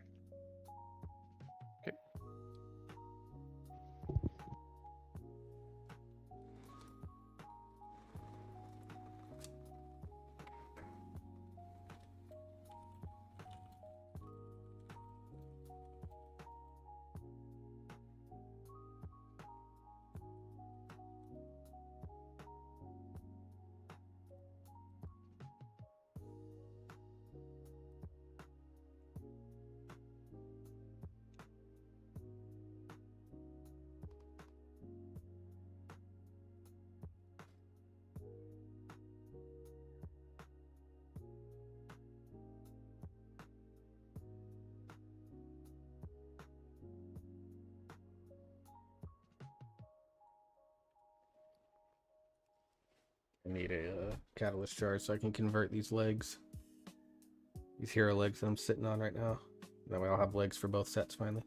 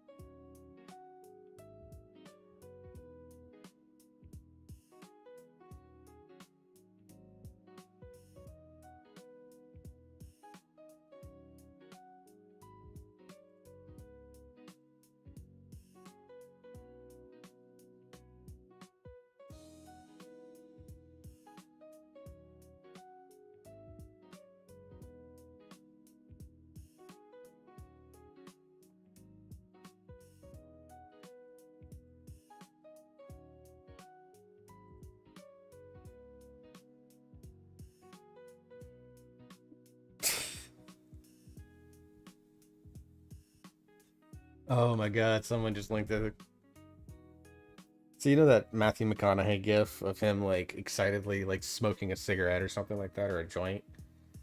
And it's the caption to it was conspiracy theorist watching NASA launch Artemis II into quote unquote outer space on April Fool's Day. Like, holy fuck, dude. I both needed and did not need that in my life.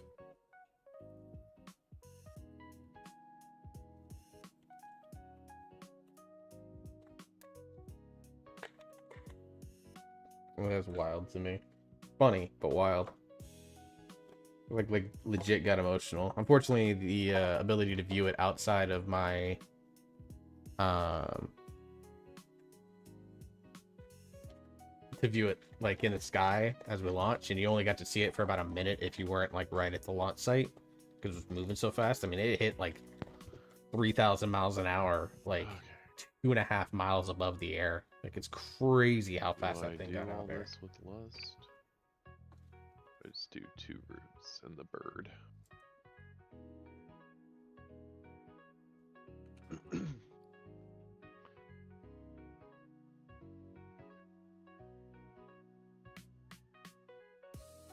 Oh, I will give warnings. The chakram hits hard.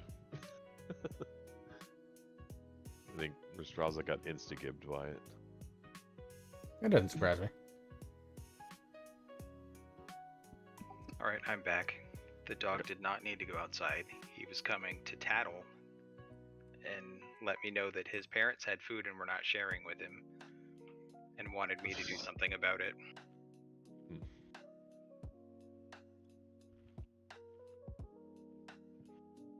Sounds about right.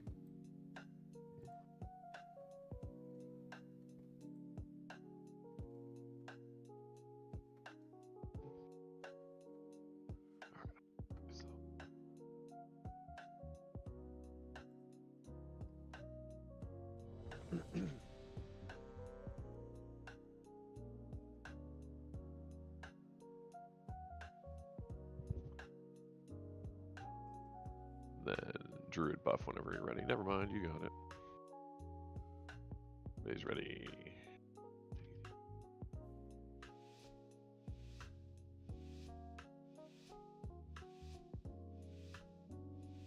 Or I guess I could save lust and we could do it on the first boss. First, third, maybe last.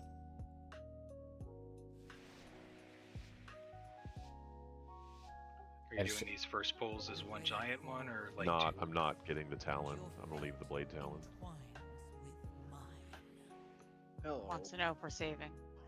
Yeah, save. What's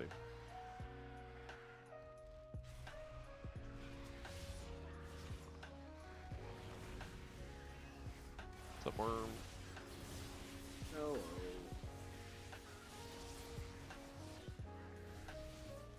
Don't get knocked off either.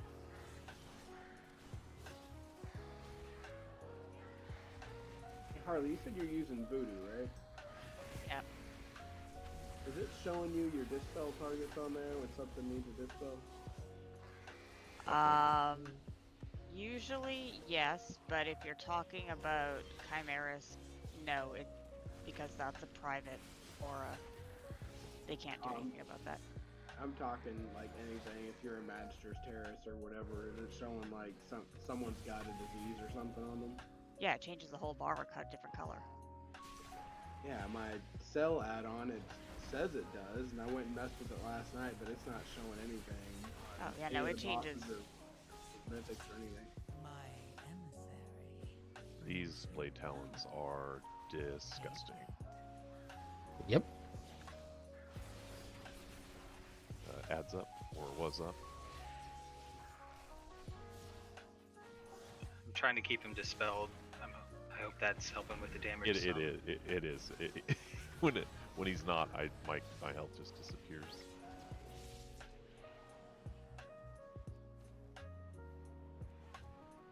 This is probably fine, right?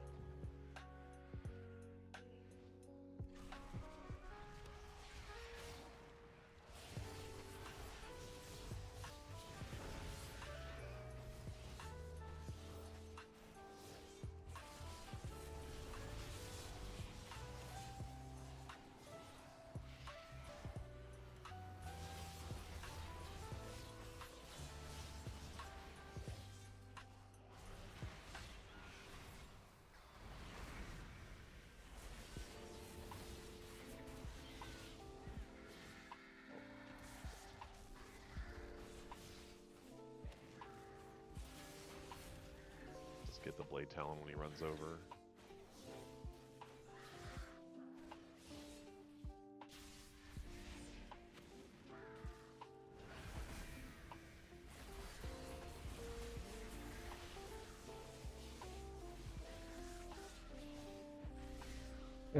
Should I use?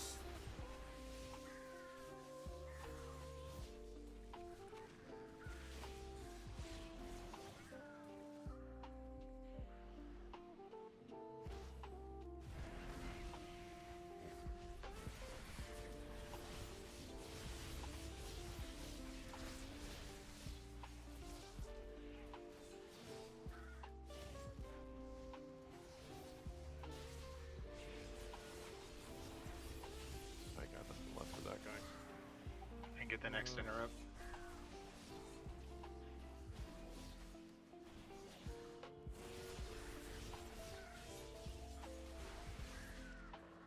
Okay, Will Hero here. Watch the chakrams and the knockbacks.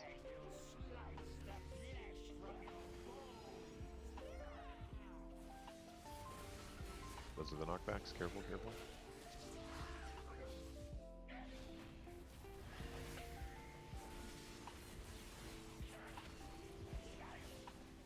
Chakram, watch it, watch it, watch it, watch it. And it comes back.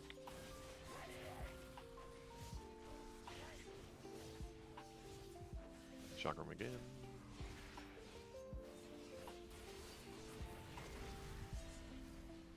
Watch all this stuff.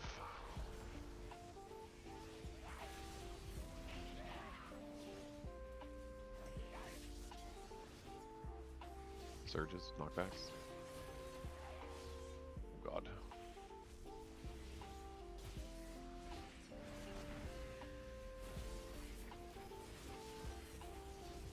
Chakram, watch it. Chakram.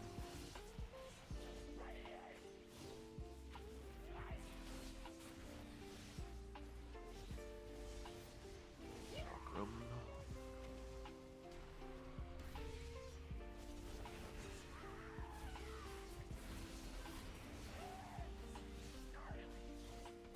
I was messaged Dozy last night about after a raid, and I was like, dude, do I talk too much?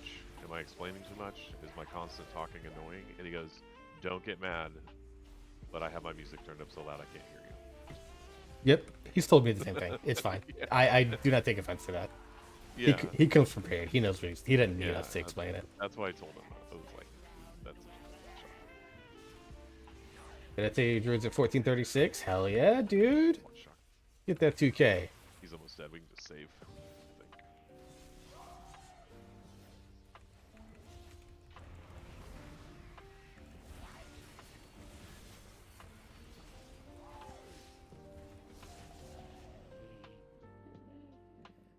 Don't forget to rebuff.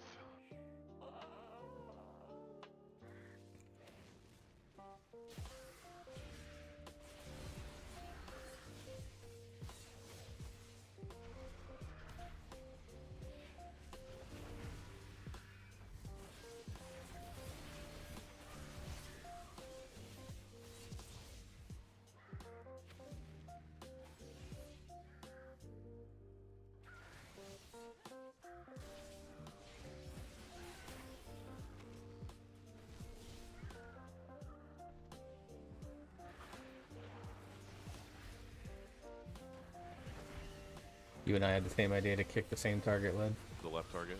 Yeah. Yeah. It's fine.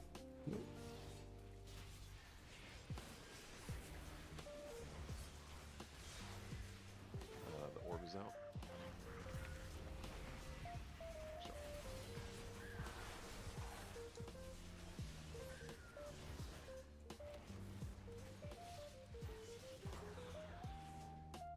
Dude, Havoc on 100 ping sucks.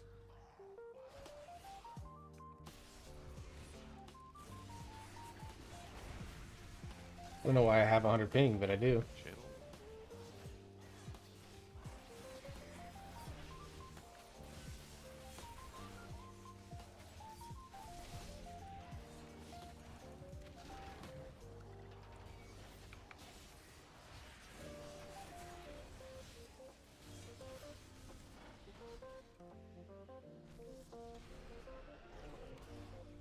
I'll grab first interrupt on the priestess. I'll take second.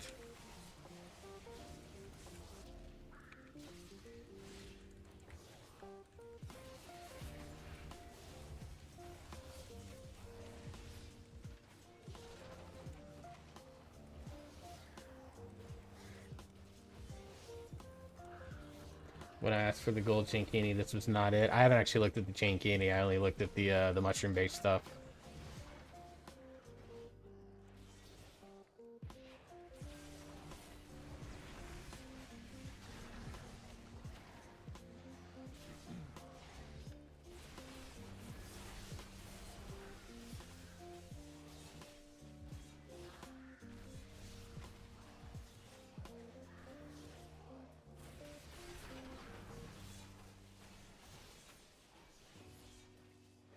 Was it not the same as the one that we got a couple months ago?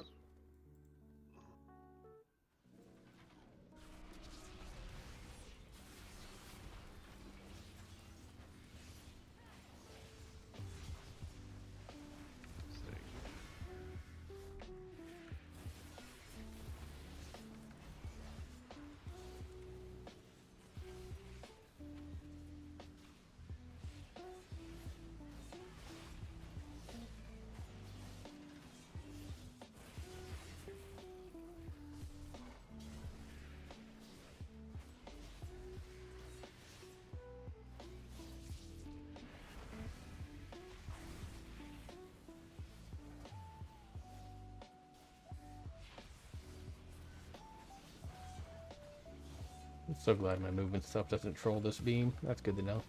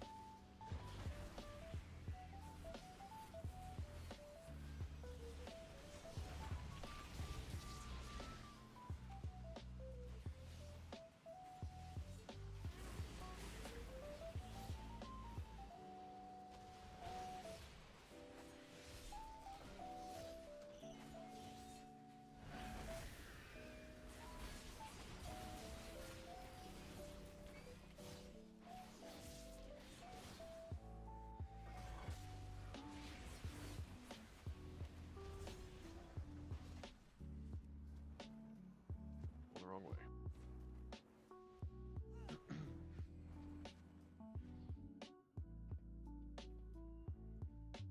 I don't know why my internet does this. It doesn't match anything. Oh, that's unfortunate. Are down all with the other one, but careful with the target. I'll try and leg sweep right away. Here they come. Something. I shadow modded it.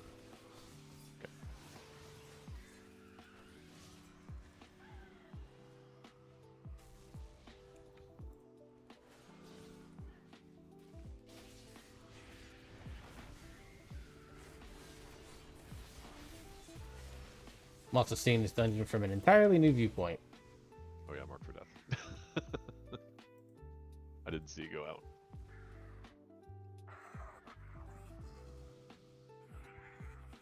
Our might rules the skies.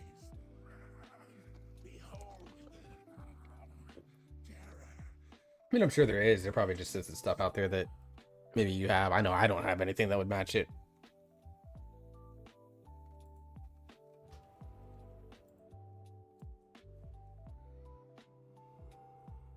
I can sit next if Worm wants to jump in for one, and you can tank. Oh, I just plugged a key. I didn't know how long it would be. Oh, yeah, we're halfway through.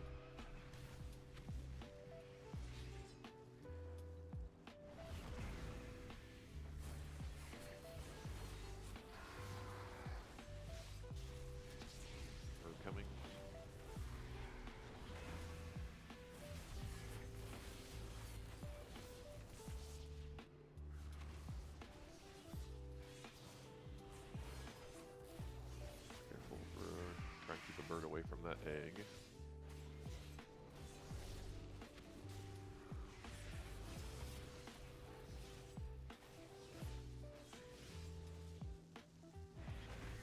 LOS, LOS, LOS, LOS.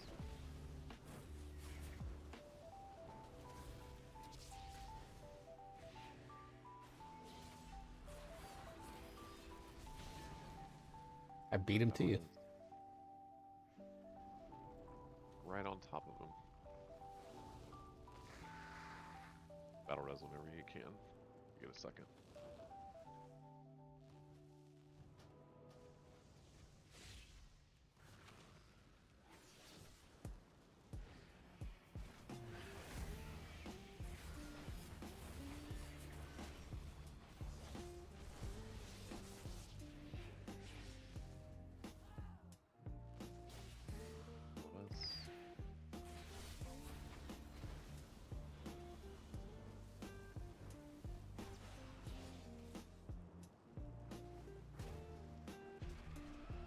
I don't know if we have another one, I can't tell. We do. Do you want them Yeah, up? we have one. Yeah, use it. Bird's coming up.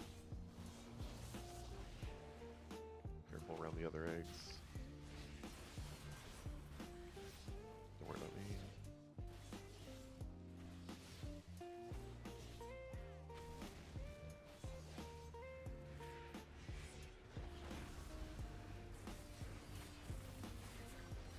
Coming up. LOS, LOS, LOS. Sorry, moving him a bit.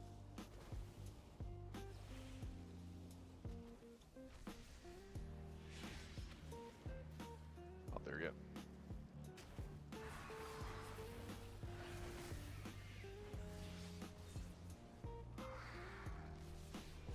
Bird coming up. Like sweeping him right here.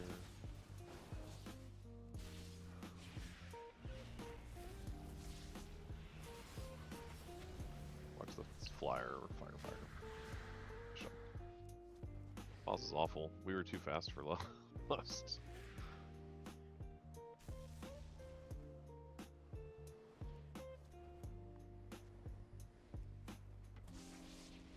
Shoot it. Oh, I missed it. So did I. I failed. Oh, Blenda got it. Oh no. Cheating. There we go. Got it that time.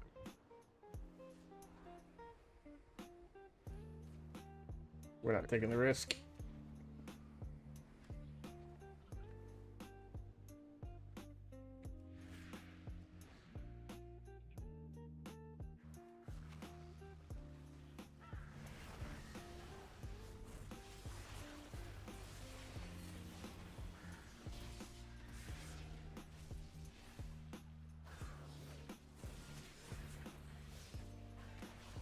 All the bleeds. So I can kill it. No, my 3 target for Glaive Tempest. Yeah, sorry. Touch of Death lit up. That's fair.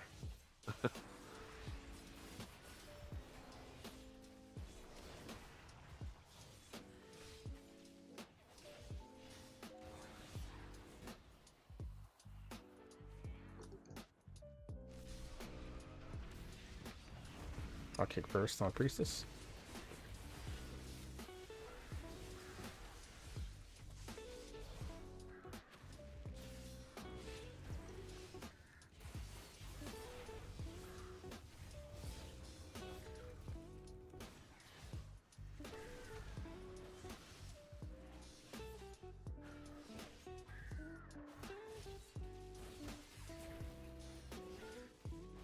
This is the biggest pull. I'm bringing him down.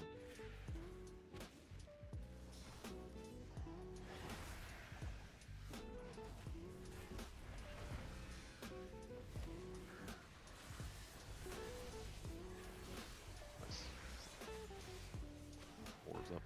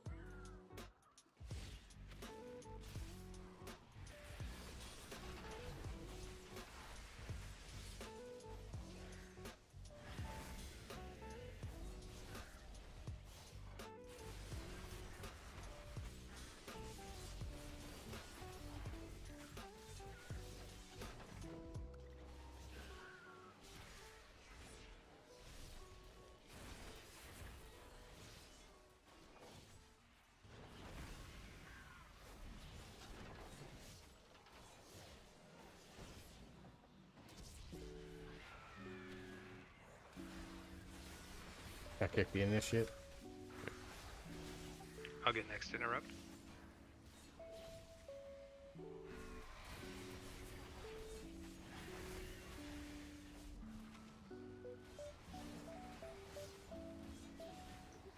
Does your Swift Med work on Voodoo, Harley? Yes. You just make it. Never mind. I put it on the wrong fucking button. I was like, it's my middle click. It works just fine. Yeah, I was making. I guess I was doing symbiotic relationship. I fucking hit. I put the wrong thing in the wrong thing. I just wiped this group on this 10 key, and I told them, I was like, oh, I'm getting lag. And I told them to hold up, and I was trying to figure it out. When they pulled again, I told them wait, and they pulled again, so I just left because they all died again. Like, screw it.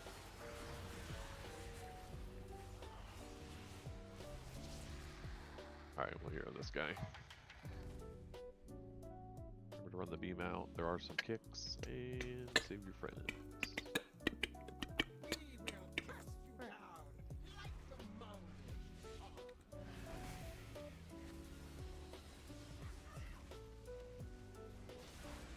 Just overlap.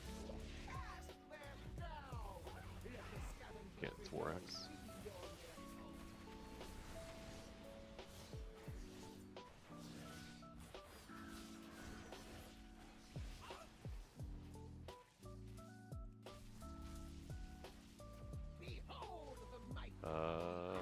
Hello? Why aren't you working, Blade Dance? Jesus Christ, this might... Honestly, if we're gonna trade someone out, it needs to be me, because I'm sitting at 400 world ping right now. I don't know what the hell is going on.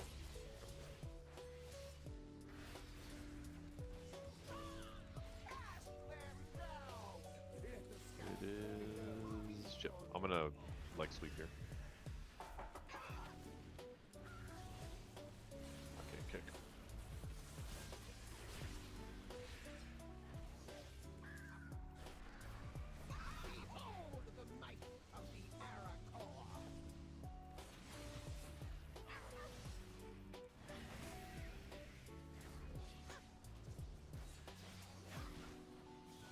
You guys are drawing beautiful lines.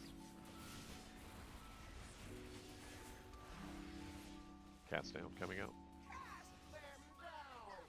It is Warax. Okay, Shadow Mill doesn't work. Nope, it does not. But my own stun does, that's good to know.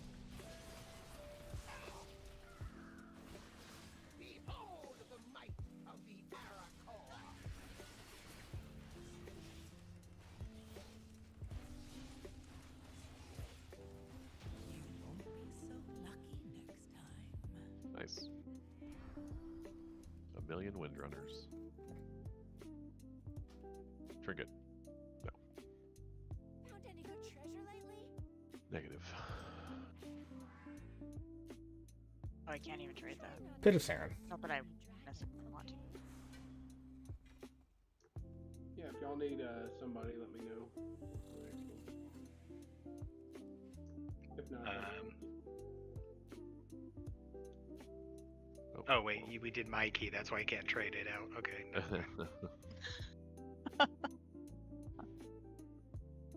Yeah, I can step out. I got like 300 ping right now, so I don't know what the fuck's going on. My internet's been so weird the last few days. We've had service outages at like 3 in the morning every day for like a week now. Okay, I grab worm. Does he want you to grab him? Maybe. grab me. You'll be talking to my man like that. I sent a permission slip to your wife. Hey, Kim.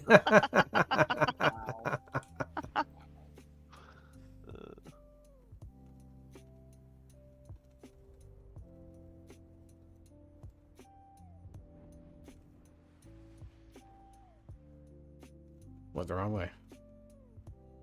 I didn't get a catalyst charge for that, I don't think.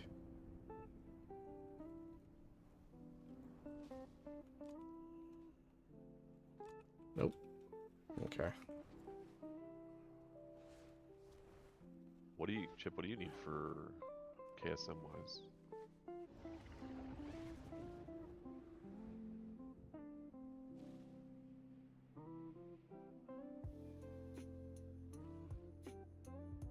What keys do we have? It looks like every single one of us has Windrunner Spire. I have Nexus Don't Point. have Windrunner.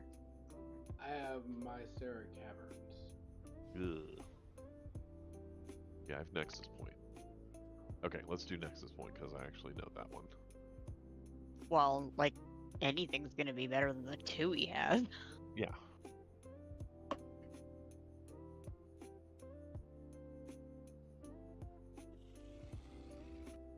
Oh, I actually just applied to that one. That sucks.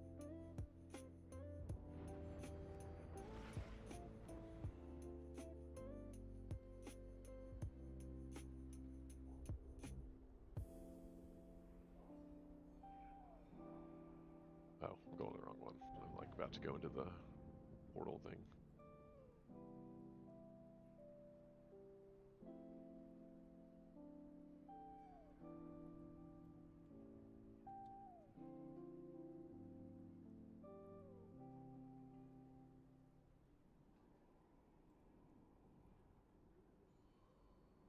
What level key is it? 10. All right. So we're gonna need the 2 heals then, right? Yeah, double heals. Yep. It's a Nexus Point, right? I'm aware. Yeah. Let me double check the route here because I haven't like looked at this one since I downloaded all of Yoda's routes.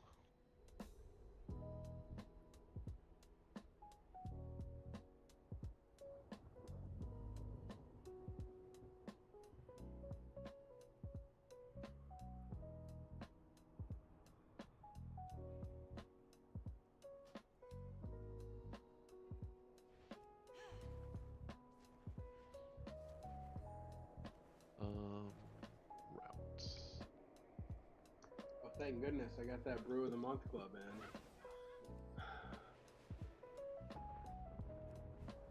Anybody else still get those and just wish you could turn it off? I still get them. There is a way to turn it off. I just don't remember what I need to do for it. I'm gonna Google it. I should not be getting 221 down right now. That is insanity. Sure, it's fine though, right? One way to find out. I imagine we want to lust that first pull. I don't. It's just the 2 defenders. Hold on, let me look. Depends on what the group makeup is.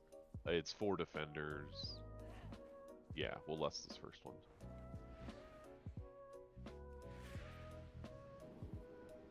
Yeah, because then the second pull is a 3-mob pull, and the third pull is a 3-mob pull.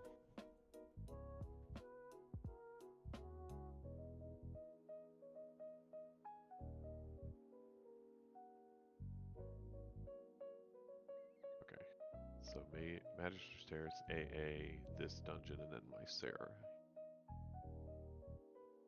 are 2s or no score. Cool. Thank you for food.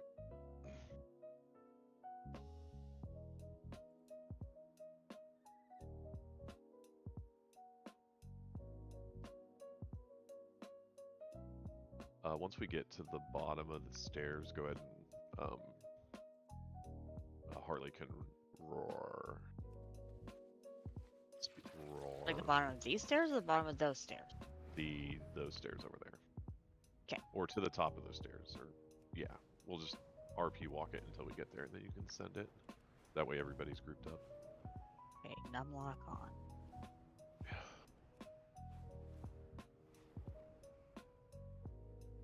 Okay, we're good. Here comes the countdown. Whose key is it? Not mine. It's mine. Sorry, we're gonna be a second late. Or 2 seconds late. Yeah, like I wish I so could figure out how to troubleshoot my latency. Like, yeah, I'll wait. I'm only getting half of what I'm supposed to be getting. Get down there. Yeah, once this wears out, we can. Yeah, it'll be about the bottom of the stairs. You can do it again, Harley.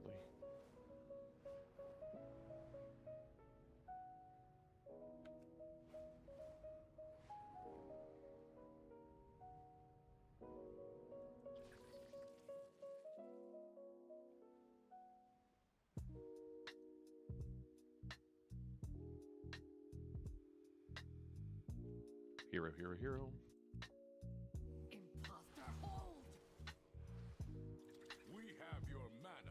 there's going to be things on the ground too. So watch the batteries. Also, what the fuck is going on with my camera?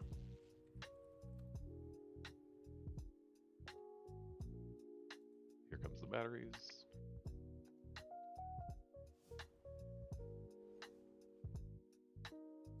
Okay, careful with the seer. Careful with the seer. Yeah, we're going over here. Oh. Oh, we got him. Yeah. This is. It's fine.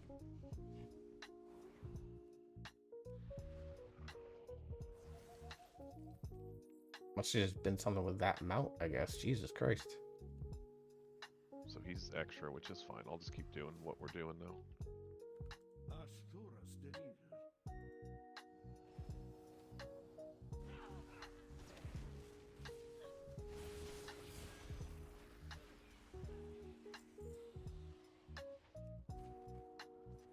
See why they probably stay away from that guy in higher keys. I think you probably just have to get over here really fast and away from him patrolling. That's probably just what it is.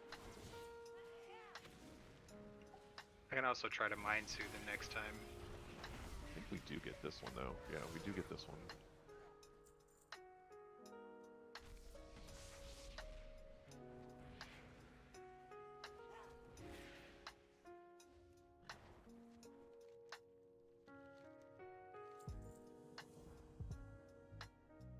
Backing up here just to make room.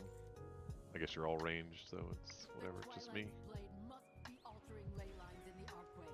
Go and undo their sabotage.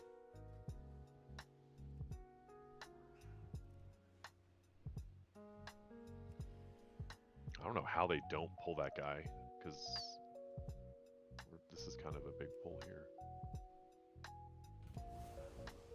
No reason to do it higher than a 1, frankly.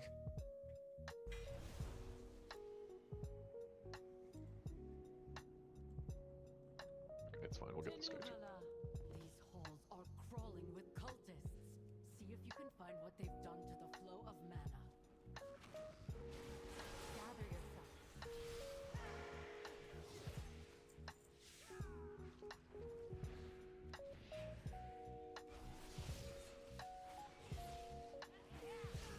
Your pain, my pleasure. Stay here and recover. There, at the top of the stairs. That must be the one who is disrupting the archway's conduits.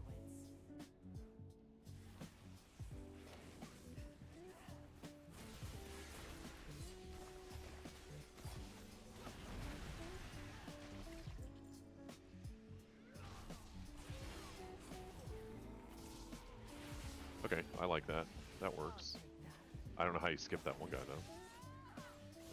Seems that the crystals that keep the ley lines aligned have been displaced. Very carefully.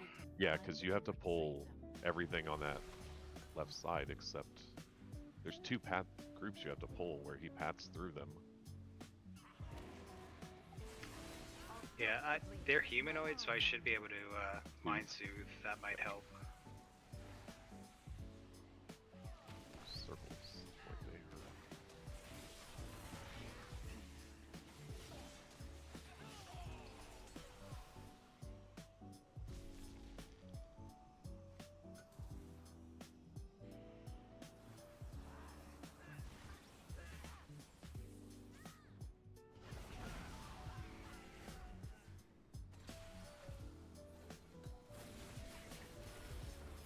My loyalties are my own.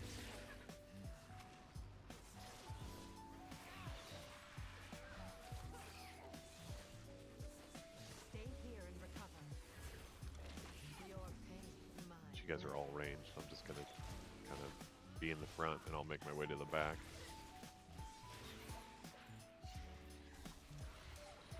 Yeah, the beauty of Wizard Cleaves, you can kind of pull it wherever you want. Yeah.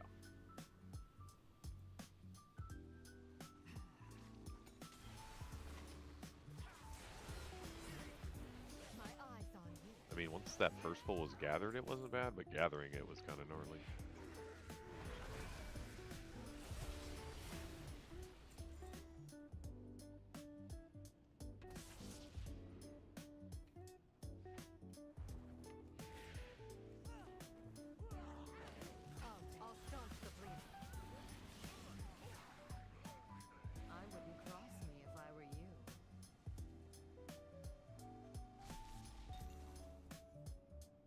So now my MS has calmed down.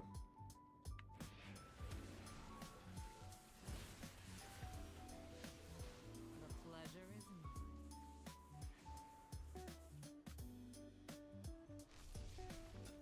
good. Those are all the crystals. Return to the main chamber and place them on their pedestals.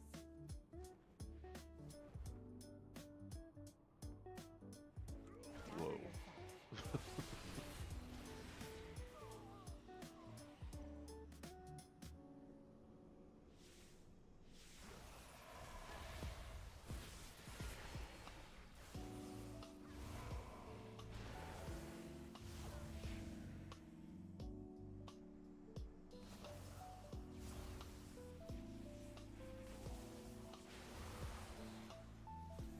Well done.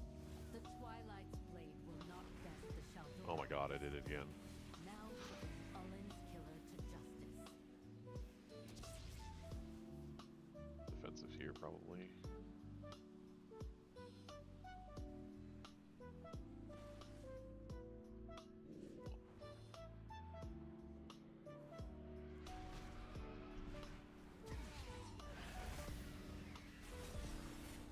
Nice job.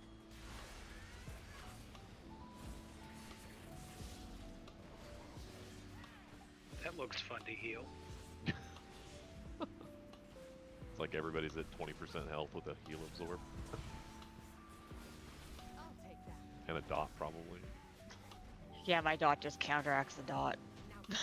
Let this be a lesson to Zalatab and her minions. The Nightborn are no strangers to fighting for our people and our world. I'd go ahead and roar here, too. Of mana restored. Our forces can now mobilize and teleport to Silvermoon. I think we both did it, so you only get one.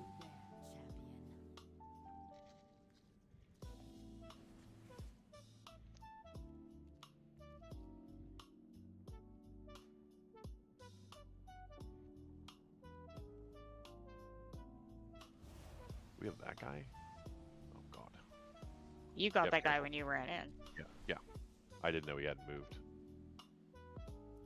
There's oozes, focuses, sludges. There's 4 of them up. Honor the debt we owe to quell the loss. My legs left the right ones over here. Suramar stands with you. Oh, this one's gonna get there unless someone can do something about it. Report Maybe. back to Lorthamar and bear witness Nice to job. the army Watch you the. have assembled.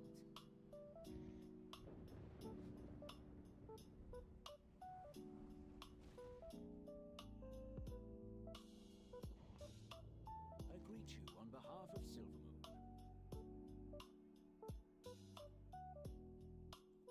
We shout with the Shaldori. We have gathered together more elves in one place than we have seen in ages. Let us hope it will be enough. It will have to be. We are fighting for the safety of our world. Yeah, I'll just break this full up. I mean, if nothing else, I'm plus, I think now plus 4 mounts up for the day. Once I complete the scenario.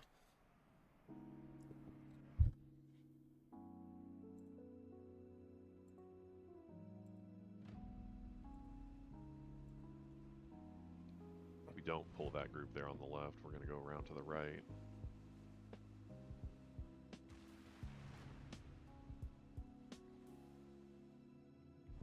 Through me. Yeah, no, this shot's cool. No sludges.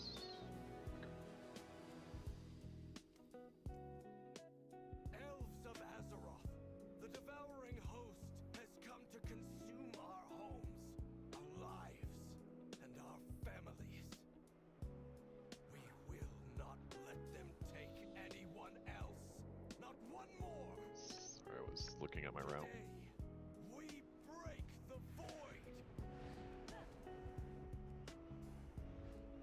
I mean, the route you run maybe like once, you don't have it memorized? Come on. Yeah.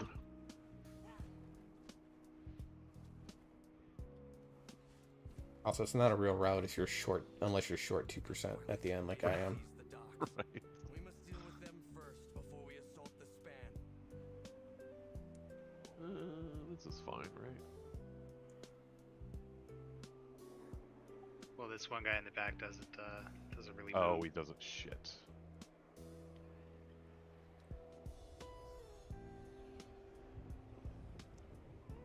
good you are here. We must protect those in need. Watch your feet here. There's crap everywhere. There's two of them. Yeah, this was dumb. Sorry. There's probably a reason they split the heralds up. Champion, with me. Champion, our troops are ready to assist. Signal them when needed.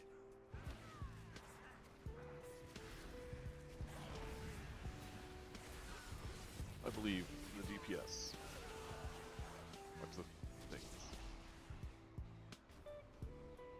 I mean, you get shipping new all, so yeah, I figured good to be Yeah, there's a lot of to believe. wizard damage going out here with the boomkin as well. You have shipping new all. You're right to trust your DPS. Yeah, every single one of our DPS pulled over 100k there. Hey, what am I, chopped livermore axe? That's why you kept saying it.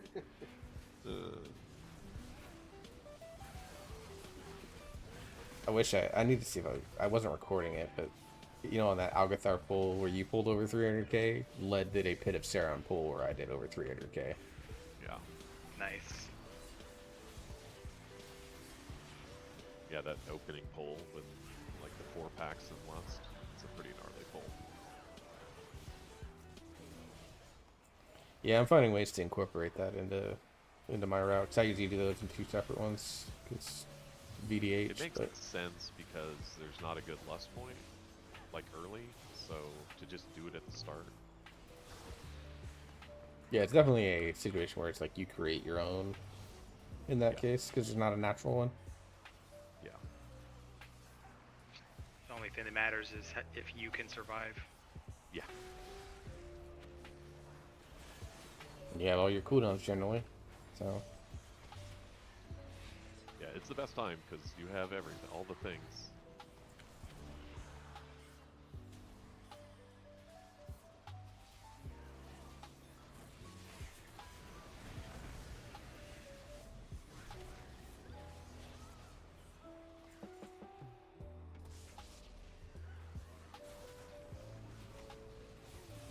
My hands are so cold.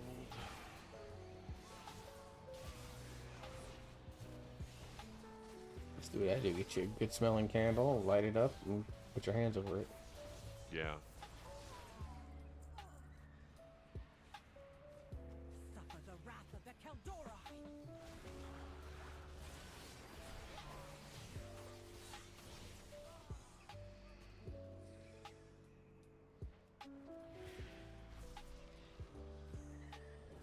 Light grants me strength.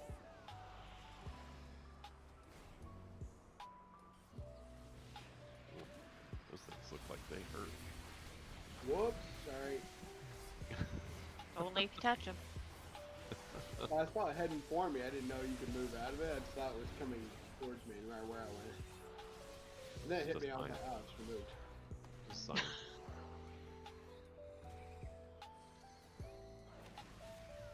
It seems time is on our side.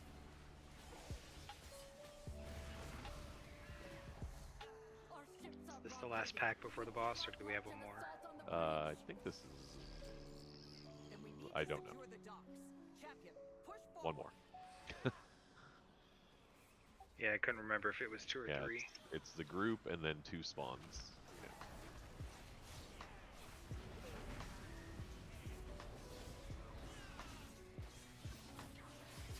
Trying to get 'em.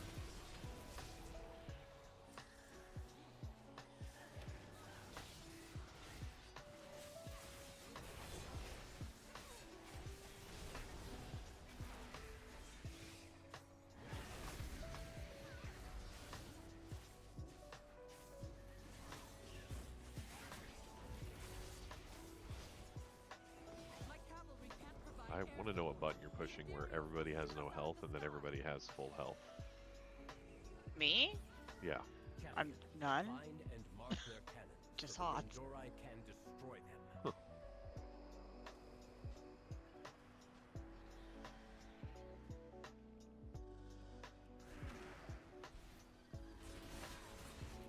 Could be Swift Memory damage you. It kind of does crits. Yeah. Lost this. We probably just lost this just because I would. We have it.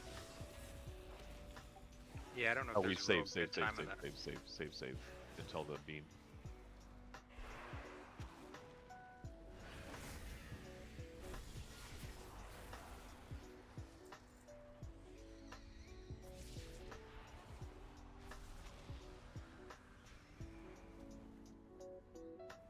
Jeez, that shit hurts. 2 nullifiers.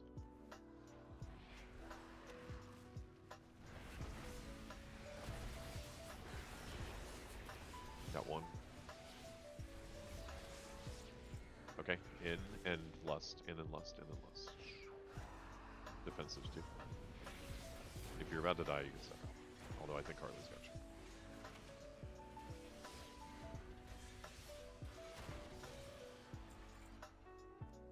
These scenarios are way less fun solo. Nice. The void obeys my will.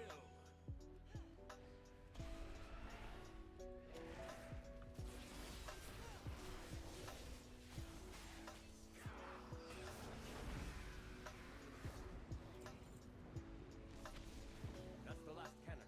Signal Varese to strike. Personals if you got the circles there when they go off. A gun for a demon hunter seems so incorrect.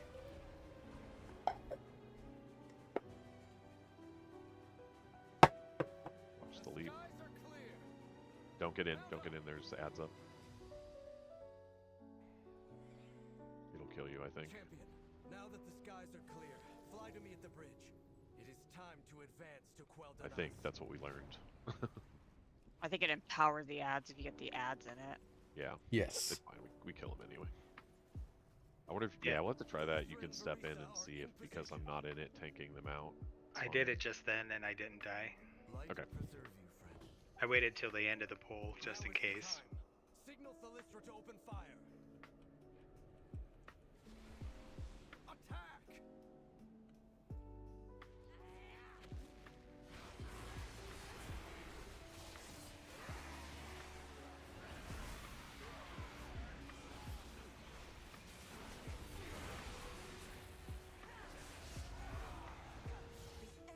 It's in these groups here.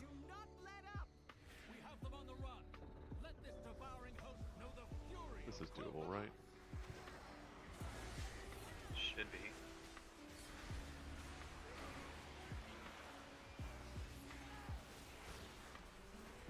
Just hit all the buttons. Watch the shit on the ground, but you're all melee or ranged. It doesn't matter.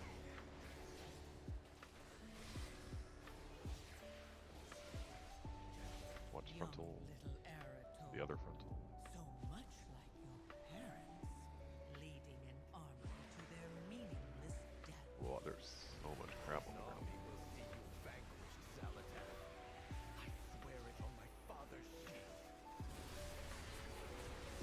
I wouldn't swear anything on that man. Will your light twist into wrath? Will you set your armor ablaze again? And this time, will your friends burn in the flames? I think that would be a little bit more chaotic if you had a melee. Yeah, melee. I offer you a way out, Eric. Let's bring it back so you guys have room for the swarms. To leave and lick your wounds. After all, I never took any interest in you. Is that fear in your voice, Salatap? We aren't going anywhere. Watch frontal.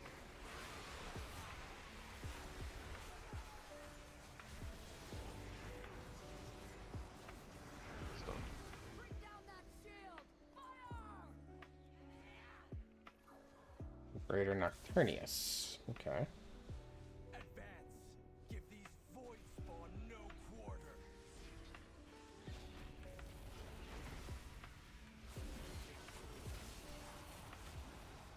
Let's say to do.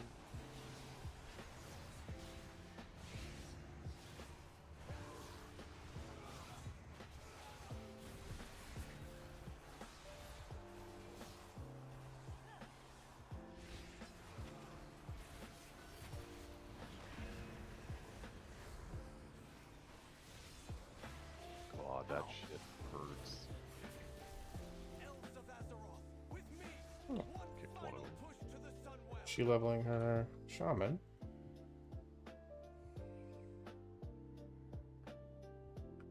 Oh, she is. We'll go What can I do? first. Be alert for I think they technically like pull things in with this.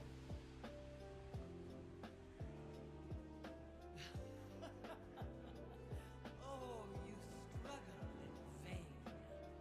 Leave this dark Like they do the boss, the two things that spawn the boss, and then they like individually pull groups into the boss. What the route looks like. All you've done is unite us.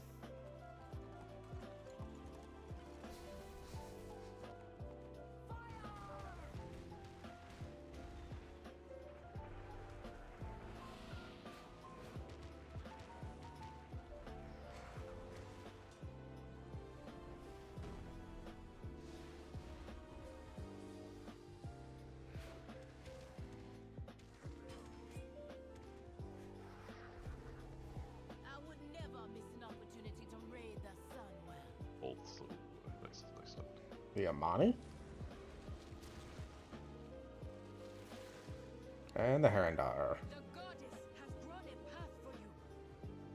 We will not let Salatath and her devouring host take this city. Azeroth for the Sunwell. Oh shit.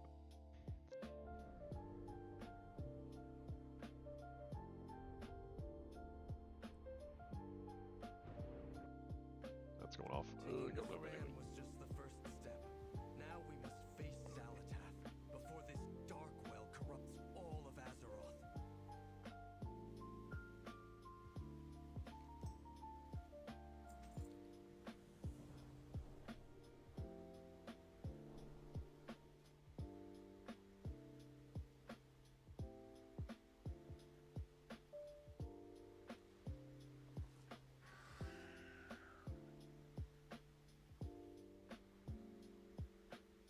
Okay. So I'm phased up to where I should be. Doo-doo-doo. Do-do-do. Did you get your stuff ordered? Oh man, that was mathematically fun. I had 26 pounds of venison trim for my buck. Oh jeez.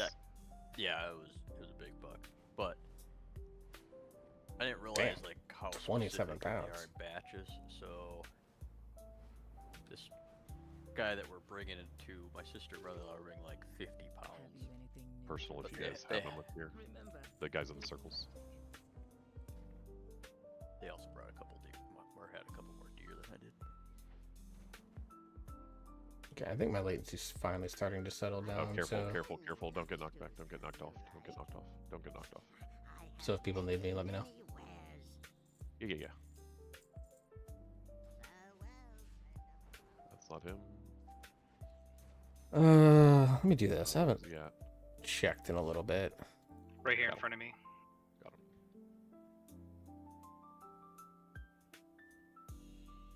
Okay, I was wrong. Moving back.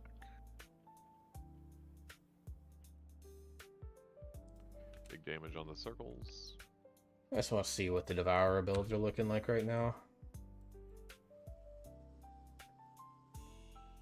Dude, those circles look so much damage. Yeah, they're not fun. I hope I get. It'd be nice if I got it. Do you ever get a circle? Yeah. I got it this time. Okay, there you go. Now you don't only have to heal 2 people. Just the beams. Also watch the knockback coming up.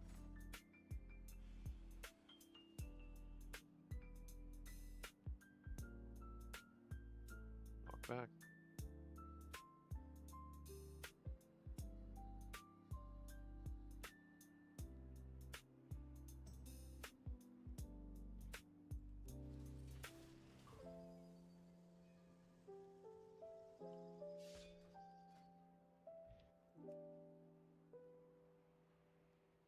arsenals if you guys have them.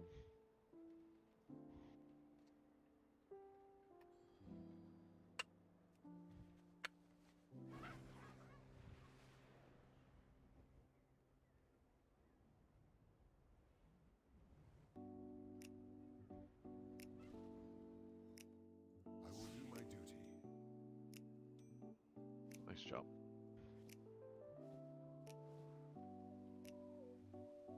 Farewell. Jeez, how many points are you at now?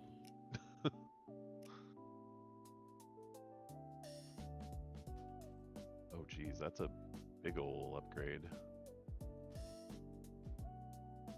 Oh, you're talking about the decor. Yeah. 266 from 253. Yeah. Yeah.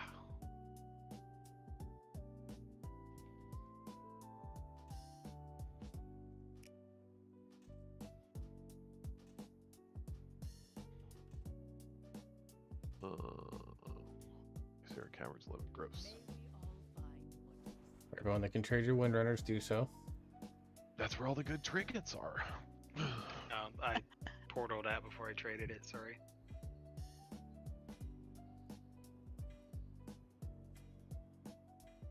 What are they doing? What was that? That was crazy. Did I cap out on veterans? That's so yeah, funny. I guess Worm if you want to, not Worm, but Morax if you want to take one, I can drop out and then. Since we have 5 people in that group that could use the windrunner trinkets, we could always do one of those.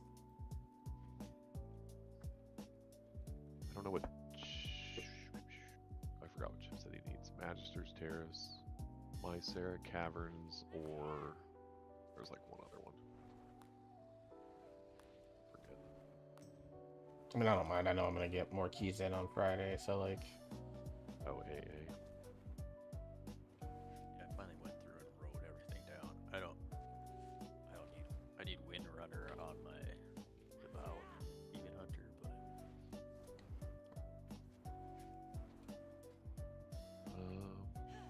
Yeah, trinkets are like the only thing holding me back on my Devourer set at this point. Yeah. Oh, I don't have Windrunner on this guy. Does someone have a Windrunner?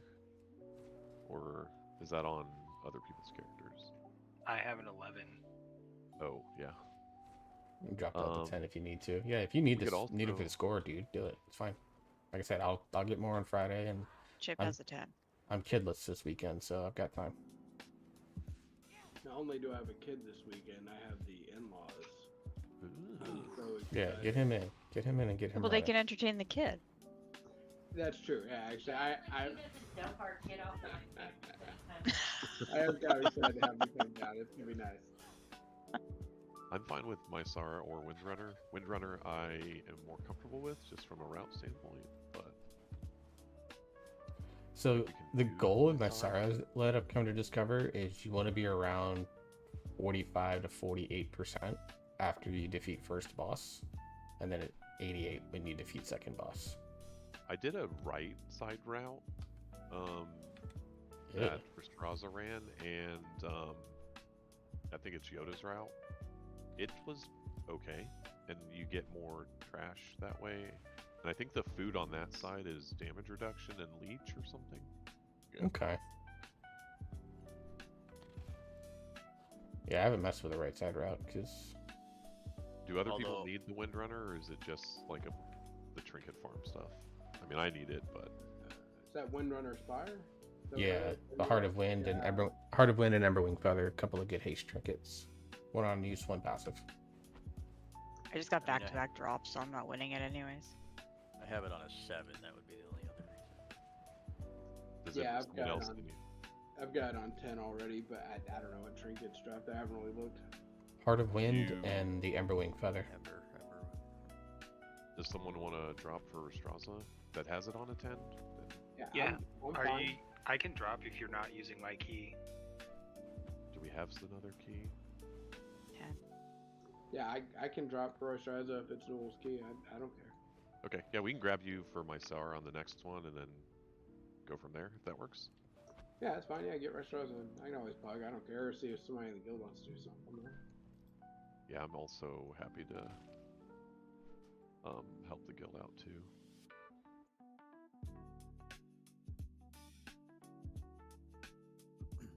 My nexus point is my other 7, but I know you guys just ran one. That's his nexus point too. Okay.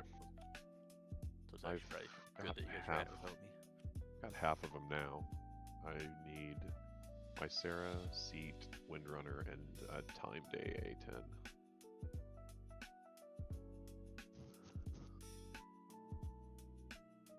But yeah, I can step out after this, and like Restraza or Warax can tank. Can go see if anybody else needs help. If I could tank a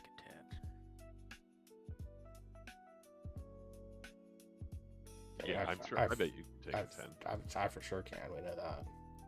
Yeah. I flew out here again. And my Harley might come slit my throat or something. Stress I'd give her. I mean, only in July. You have to wait till July. All the anticipation. Make sure I'm out of state June 30th. Oh, it is raining there. Well, it's not foggy anymore. That's Kansas City Spring right there. That's rain.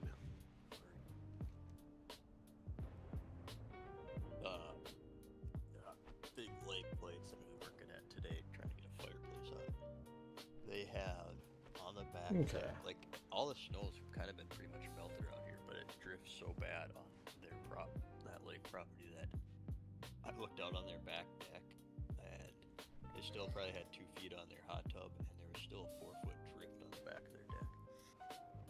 Yeah, up here's crazy because my dad was asking if it was melting, and I go, it depends on where the snow's at. So if there's snow on the north side of a house, it's not melting until summer because the sun doesn't get high enough in the sky to get to those snow drifts. Right. Yeah, so it just because like our side of the street, like if you drive in the front of our house, it's wide open to the south, but if you go on the other side, like behind us, those houses, it's all still 5-6 foot drifts because there's It also keeps melting and then snowing and then melting and then snowing. So I feel that. Was it snowing a little bit ago? Or? No, but apparently it's supposed to snow pretty heavily tonight, or sometime between 3 a.m. and 8 a.m. Mind checking if it be edible. Okay, sorry, just snipping my route here. Travel far. That's not gonna work.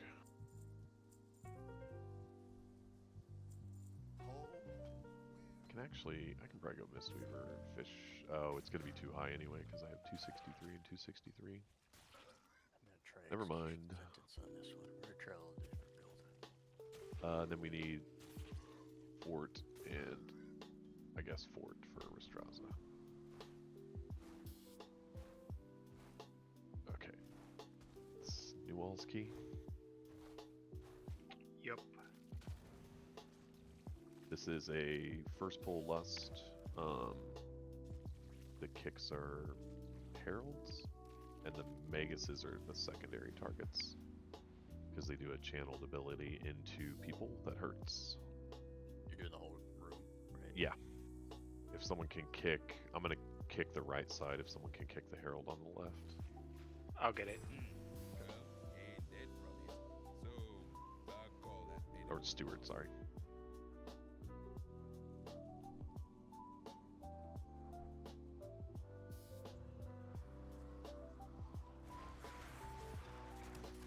Hero.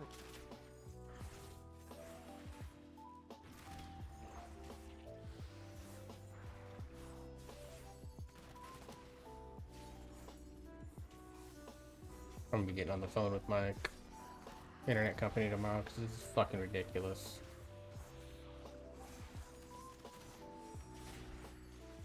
Oh, he's channeling in the bubble. There's gonna be another bubble coming.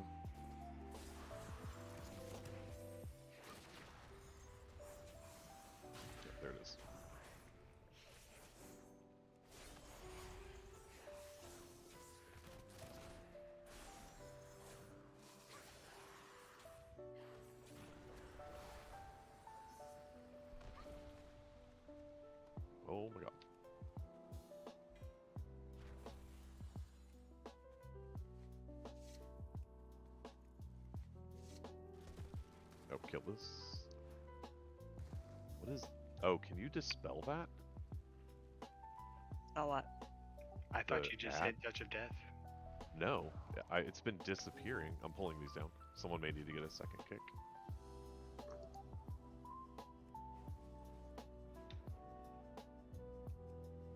Oh dear God. Yeah, that's fine. I don't have a kick for the guy in the back. Oh God.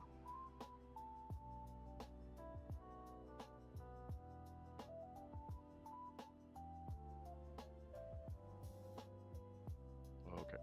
Can I stun? I stun. I can't kick. I'm gonna disperse that fire spit. Okay. The Murlocs are ambushing our supply carts. Descend Focus upon those them and stewards. take back what they stole.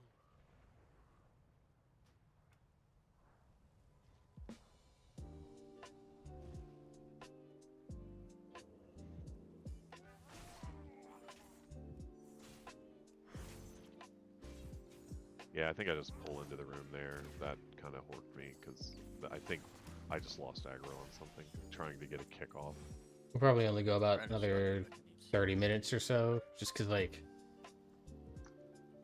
don't have a lot in the way of Lesson learned.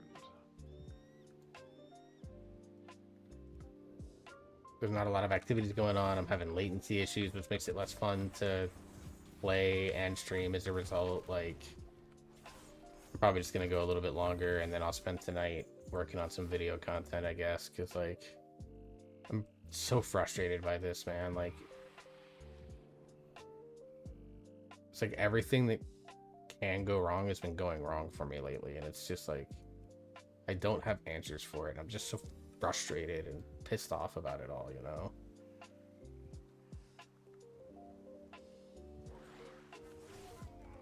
Because I feel like I'm doing everything right, you know, and the mistakes that I have made in the past, I feel like I've apologized for, I'm gonna have or cooldowns for the next pull, just out of curiosity. I'll have mini cooldowns. My big ones are a minute away. you know, I've apologized and learned and grown from, and yet they still come back to haunt me in ways that Usually always has his, and I don't. Rastraza probably always. I don't has fully his too, agree. Well, I just Should fall on the burden. The burden should fall on me completely for that. And like, I don't know, man. Like, job stuff's been frustrating. Just careful while I pull them out here. Mainly because I haven't had Avenging Wrath on my bar, so I've completely been missing out on that. Just why my UI reset that.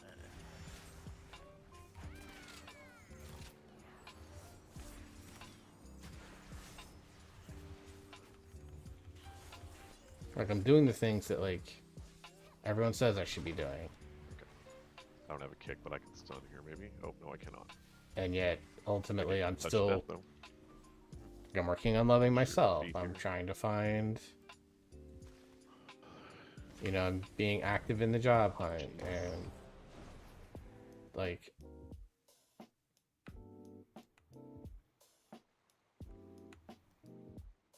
What about now? Do people have cooldowns now? Oh. Yeah. Okay. 20 seconds. Okay, it'll take me a second to get them all. Also spicy pull.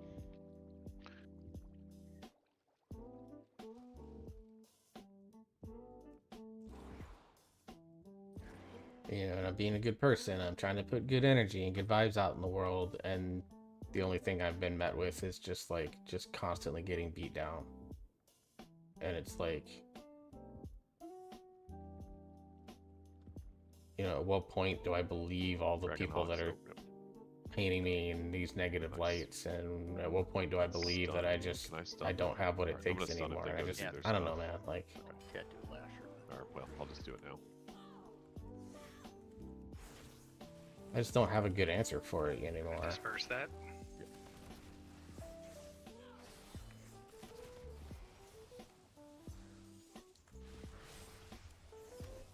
Can't kick.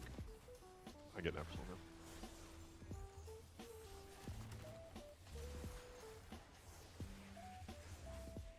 Never give up. I appreciate that, Keely, but yeah, like, Yeah. it's just frustrating, you know, because like, you know, I always talk about how I don't stream for, you know, and I don't make content necessarily. Like there's RP. I'll just sit anyways. Not wrong. I would love to do this full time, but then like to only see like very little spurts of growth, and like I'm just I don't know. I feel like I'm doing everything that people say that I should be doing to be successful in life, and then not actually seeing the rewards for it. It's frustrating, and some of it's like I know I've been mentally very down lately. Like I know that I've been struggling with it all, but it's just like, and it's everything outside of my control. Like I can't decide when when a company that I've interviewed with decides that I'm the one that they want to hire. I don't have control over that. I can control the impression I make. You and me, I got you. I bubbled.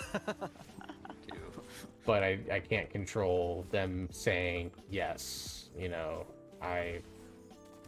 on the dating front, I admittedly have not put myself out there as much as maybe one should, but like, I also know that on some level right now, I don't offer a lot in the ways of... Give the melee guy the... Yeah, I could run That's weird. It's almost always me. You know, to like a potential partner, and from the content side, like, I'm struggling creatively for sure to figure out exactly like what are the types of videos that I can do, and I've got to work on one tonight, but like, no, we're fine.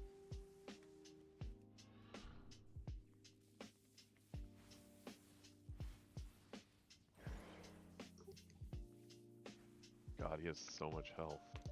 You know, I'm gonna work on a Prez video tonight. I've got to cut the Lura video for my guild mates that haven't seen that fight yet, so that they have an idea of what it's gonna look like. And like,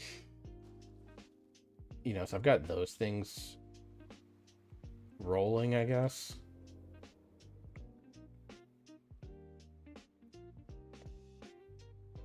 But like, I'm not someone that I'm not creative enough to put out ideas constantly. Like, I don't know these tips and tricks that like a lot of other content creators find out from just abusing Mythic Plus mechanics all day and stuff like that.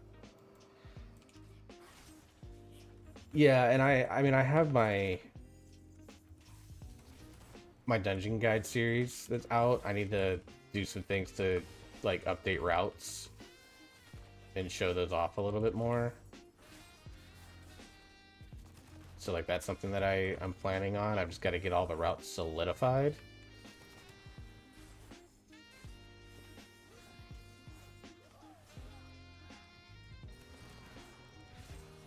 So I'm not doing this next one. Couple guys on the bosses. Just, I mean, at this point, most of the boss strats have been figured out, I think. So I don't know. It's got a Banshee in it. That's what I'm worried about.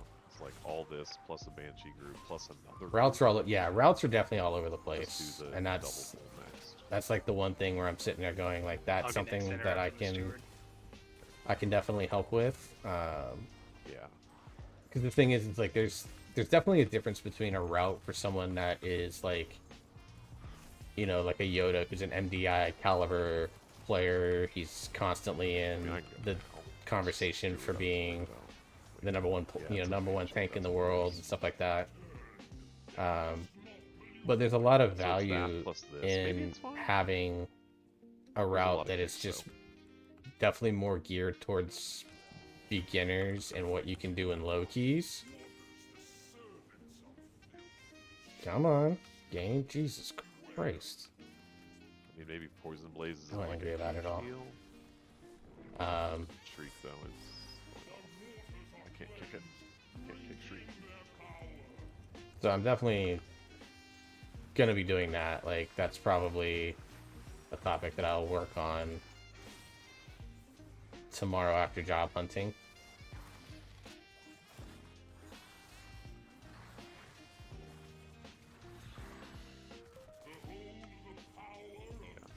Focus the WoW bringer. I'll kick after it's down. Yeah, I mean, and the thing is, I don't ever claim to be like MDI level stuff. Like, some of the problem is like, yeah, there's definitely things I know that I could do to improve. That might be a hero poll. Yeah, that's a big poll. That I could do to improve like the content, for sure. I mean, I've been on the job hunt for 6 months. Like, I don't know what else to do about it.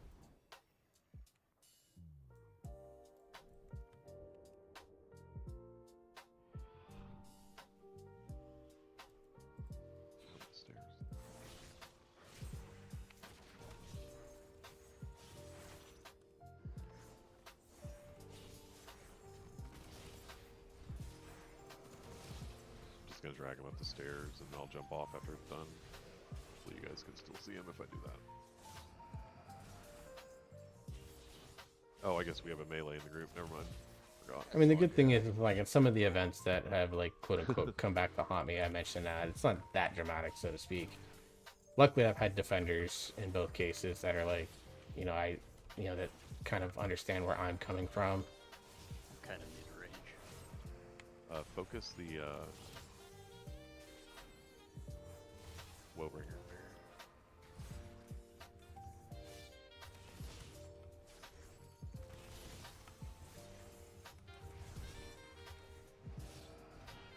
Saving a kick for this. So I can move him.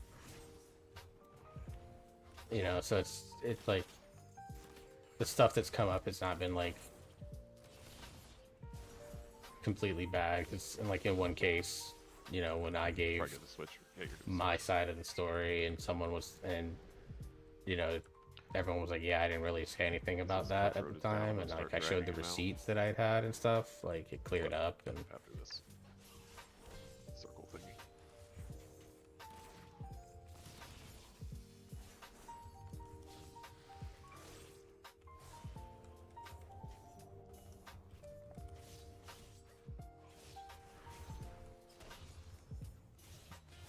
Way to go, Chip.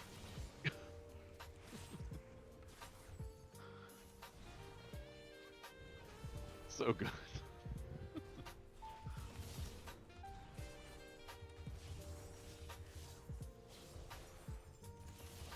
We hear this, just watch for the ads. no, in this case, it turned out to be a good thing. Like, I showed the receipt, and they were like, okay.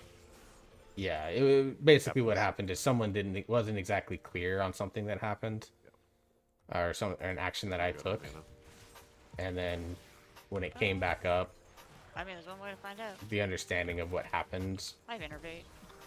And a mana potion. was muddy, and then when I showed like what happened, luckily the do one person that I needed to you can put him next to me if you quote unquote take my side was like 100% like, yes, I did. You know, took my side and like told the other person, hey, like what you did there was like, you know, here comes ads. We don't, you know, basically kind of explain to a younger person that like, hey dog, like imagine if this was XYZ person and they did this to you, like how would you feel? It was a little bit of a learning lesson for that person, which is good. So maybe you're just too old and jaded. Some of it too. Simple misunderstanding that got blown out of proportion because the person that relayed the information failed to mention the follow-up action that I had taken. This was something that happened. This was something that happened like 6 months ago. 6 or 7 months ago now. I don't remember the exact time. Get a res on him. It was just bad timing.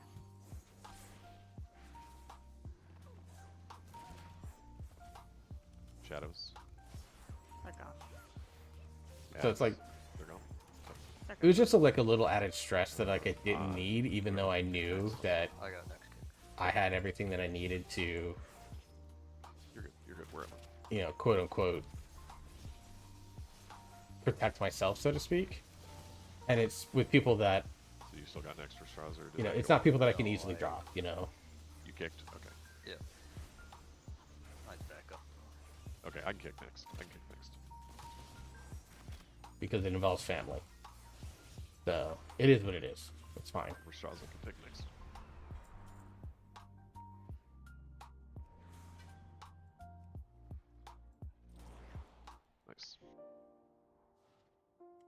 You know, and then another.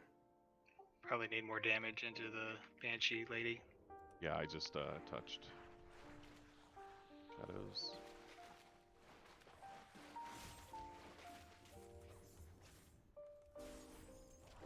Yeah, they're even. They're pretty even. Yeah, just doing time walking because there's not a lot of folks around available to do keys tonight, which is, you know, obviously the original intention. And the tank that you hear talking, he and I kind of agreed to. How do we feel about a giant pole? People have cooldowns. I just have the small ones, not a big one. 20 seconds. 10 seconds. Come around this corner. Watch your feet. It's dicey. Agreed to kind of like normally like Wednesday night is like our night to quote unquote push keys.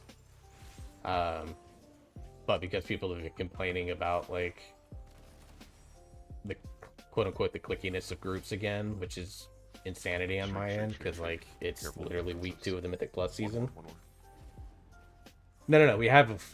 It's just like we generally speaking don't have a lot of people on right now. Like this group is obviously running together. It's their normal night that they run, which is fine. A couple of smaller groups are going right now. Like I'm a DPS / tank in a world where right now we like I could easily tank a group for sure, but we just lack the healer to go with it at the moment. Charge. Oh, I almost have boxed. Yeah, you're good. So I'm good now. Like I said, I'm gonna be streaming for like another half hour or so. We'll go actually with things are right now. We'll go to 9:30, like my schedule originally intended to be. I just like, and normally I would say like, hey Dojo, like I'm available to help or whatever, but like I want to make sure that because my guild is in the middle of trying to gear up in Prague, I want to make sure that I'm available to them. This is a pull that like I've struggled with trying to figure out how to be like more engaged with the dojo while also balancing time with my guild and stuff like that. It says you can pull the Mystic without the others, and I have failed every single time. Yeah, I don't know how to do that. Yeah. So I just like, okay, I'm splitting it.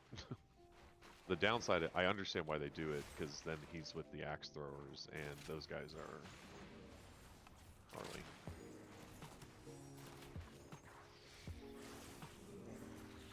I mean, you could probably just solo taunt the Mystic if you can, because normally, like, if you're not already engaged in combat, it'll run over to you. But you have to get it before it starts casting on you, otherwise it doesn't do any good. Yeah, I tried it last time, and it, like, I pulled all the axe throwers. And some of it's, like, it pats a little bit, and so that timing also is important, unfortunately. Like, it's kind of weird. We're going to wait a bit, because we're not pulling those guys on the right.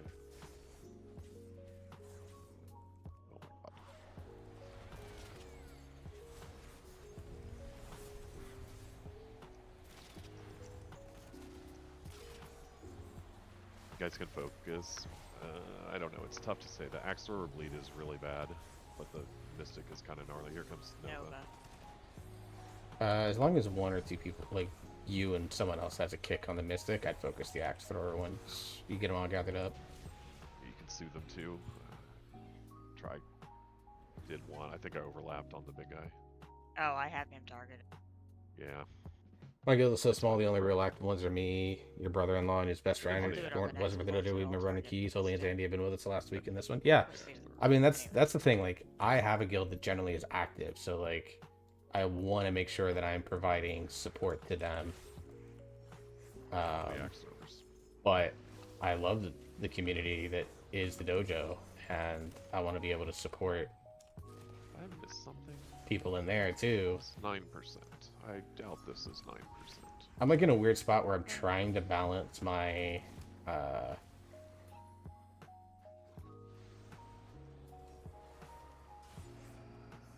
like my personal goals and what I can do to reach those with trying to help others.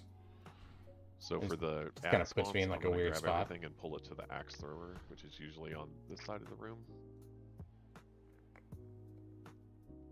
sort of jealous of the active guild. Yeah, okay. I missed them. It's not a perfect guild. I mean, I've been pretty open with them and with others that, like... We'll just pull these guys in, I think. You good on mana? You know, at some point I probably am going to be moving on, trying to find a guild that fits my goals better. Like, I want to try to get a CE. And in some ways, I'm a little burnt out on being in leadership. And so I just want an opportunity to just, for the first time in 7 years, stack here, just kind of sit back and like push buttons, you know, bust my tail to be a contributing member, but not have to sit there and organize all of this junk. We could have taken the whatever.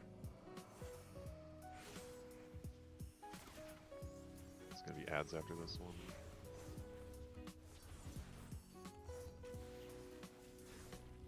Let's see. Maybe. Yep, here comes the ads. So I'm gonna take them to the Axe Store once I So, towards the end of the season, I'll be on the hunt, and my brother wants to come with me. I don't mind being in leadership, flame thing, but I think what happens is,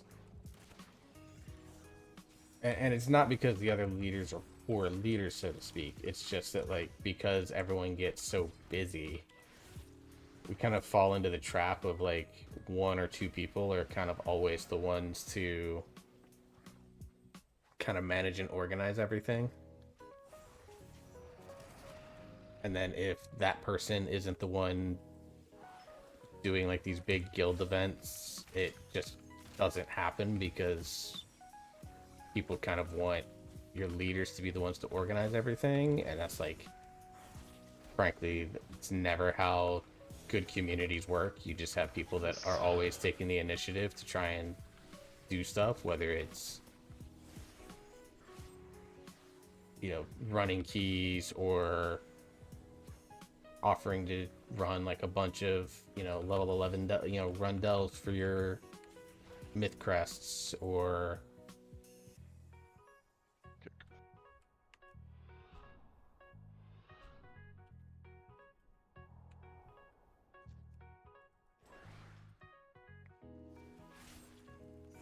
you know, you like good communities will have people that will slowly take the initiative on their own because they really want that relation, you know, they really want the ultimate end goal to be there, right? Like,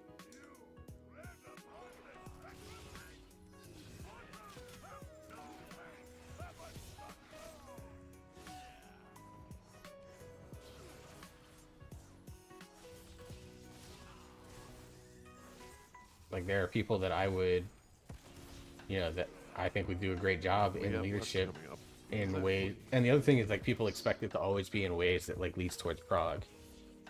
Like, some of my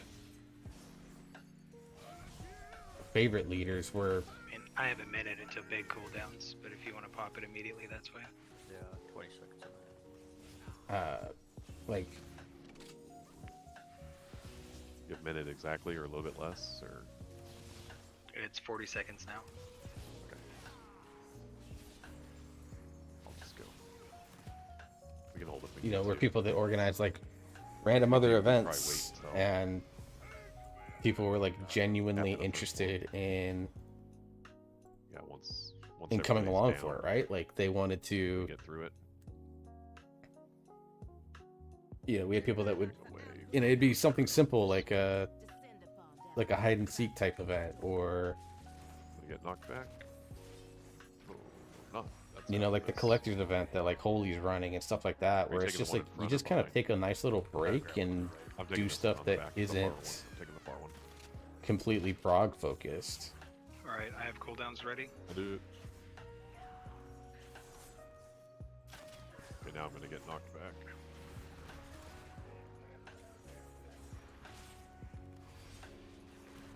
Get ready to pop arrows.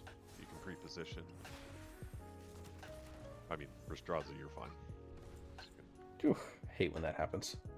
Try and get all of them if we can.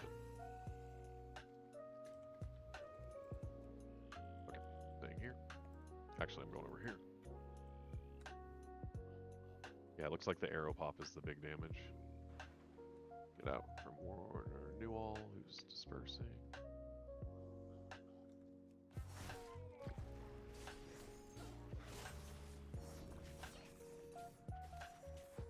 Gonna jump. I'll take this opposite side if you want. And the other thing that frustrates me about most guild leadership positions too is that a lot of like regular raiders will rely on their leaders to be the one to like quote unquote push them. And I'm like, if you need someone in your team to sit there and tell you, hey, here are things that you can do better, like you're not really putting in the type of effort that should be rewarded, right? Here comes, and then here comes the damage.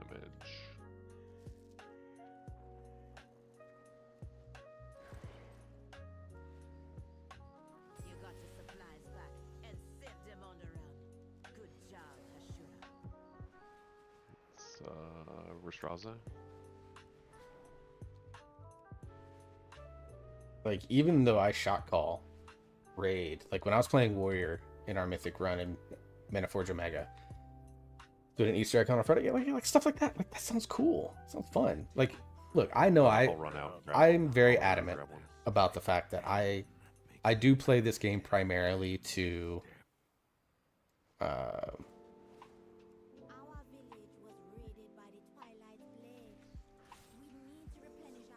I do primarily play this game to run keys right now. Like, that's my reason for playing WoW. It's hard for me to, in a lot of ways, to do stuff. You know, like, if there's an option to run keys, I want to run them. Was that was an 11? But that said, like... Yeah. Oh, okay. Nice. Slam it. Oh my god, no. No. Oh, you got the feather and can't trade it. Oh, I can't. I'm 263 on everything. Oh, that sucks ass. I'm sorry. I knew that was going to happen. Oh, decent Mistweaver trinket and a Windwalker trinket if you ever find yourself playing that. Wait, that is a brew thing? Oh, it's haste. Yeah. It's agility or intellect.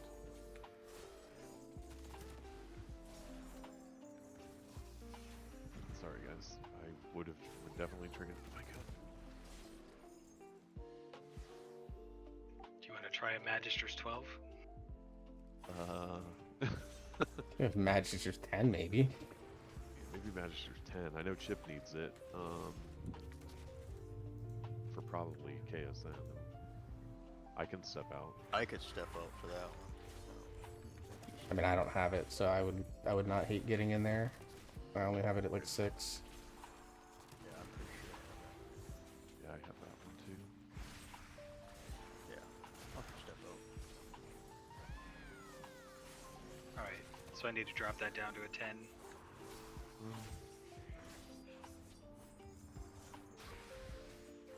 Worm, do you need Magisters? I have it on 10, but... Okay. Let me get to a safe spot and switch over. Yeah, you're good. I'm gonna take like 5 anyway, then we can figure it out. Yeah, same. It's a quick break.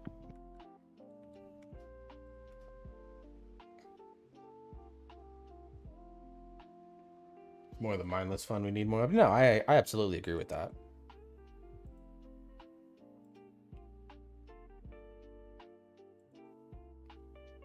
Like, one of the most fun things that I did with my kid this weekend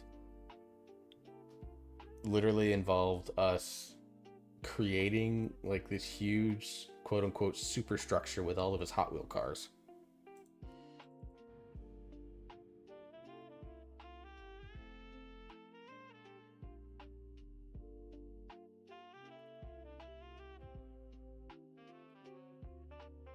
Yeah, because he has like one of the racetracks. He has like the ultimate garage thing that I spent like $140 on.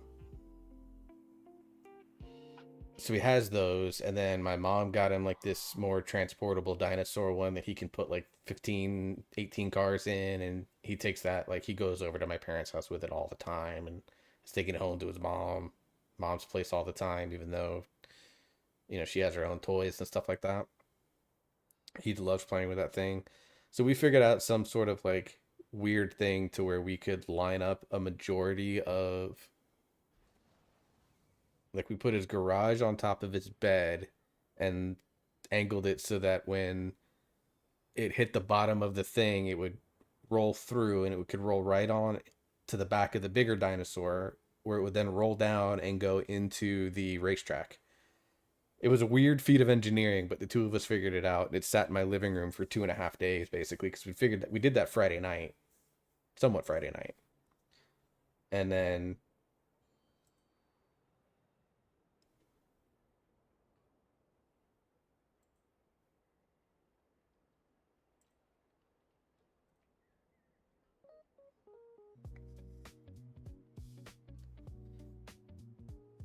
then Sunday, before we went to my parents' house to hang out with them for a little while, we cleaned it up, because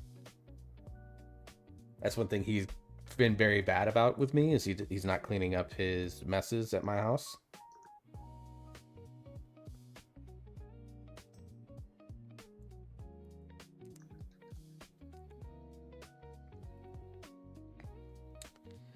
Yeah, so we've done things like that with like his marble runs. Like he has like little marble races that you can get from like the Smithsonian. Ads are starting up in a couple minutes, so we'll pause it, and I can't snooze them, but so we've done stuff like that with his marble races quite a bit. And then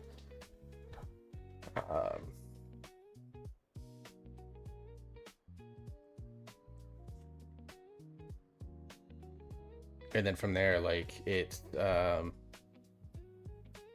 we've expanded it into other ideas and things like that. And of course, you know, we went to trampoline park and stuff like that. Like this weekend, like we legitimately only spent maybe like 3 or 4 hours total sitting in front of screens. And even then, it wasn't really him, it was me, because he loves watching me play a game that I have called Octopath Traveler 2. It's a JRPG, turn-based JRPG game, and he loves it. He loves watching me play it, and he encourages me to play it, and then go from there. And then my guild had alt raid on Saturday night, so I did that for a couple hours while he just watched TV, because he wanted his quote-unquote solo time. Yeah, if you want. Okay. Harley can step out. I'm gonna see if I have it on my mage. Yeah, I'll fill either role. They do know me. Yep. Yeah, I just tried doing a 10 seat. We had 4 deaths in the entrance. It was awful. He pulled the whole room. Nobody was interrupting anything. Those subjugators suck. I don't know how you do that without a lot of control. It was awful. Yeah, I had to drink after the first big pull because I had like 2% mana left. I'm like, dude, what are y'all doing, man? And then by the time we got to the second boss, we had around 20 deaths. I did a vote to abandon, and they all clicked no. I was like, nah, dude, I'm not staying here. I'm out. Like, we're not going to hit this thing either. I'm done. I've got a 6 on Magister's Terrace on this guy. So. Alright, so I'm dropping mine from a 12 down to a 10. Yeah, I think so. There's not a difference, right? I mean, other than crests. Just yeah, I mean, score. As far as like, I don't think there's an eye level difference on gear. End of dungeon, no. And vault, no. I think just getting the 10s done and then pushing after. I can't believe I thought that last one was a 10 the whole time. Oh, congrats on your 11 key in the vault next week. Definitely head to bed. I'll be around tomorrow. Have a great night. Good luck. Thank you, Keeler.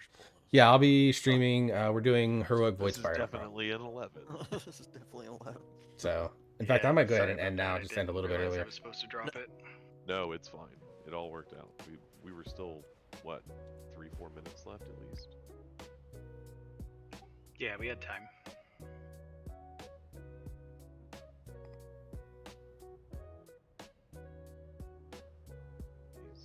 Run a dungeon and it's like 5 to 1, and now it's 12 to 4.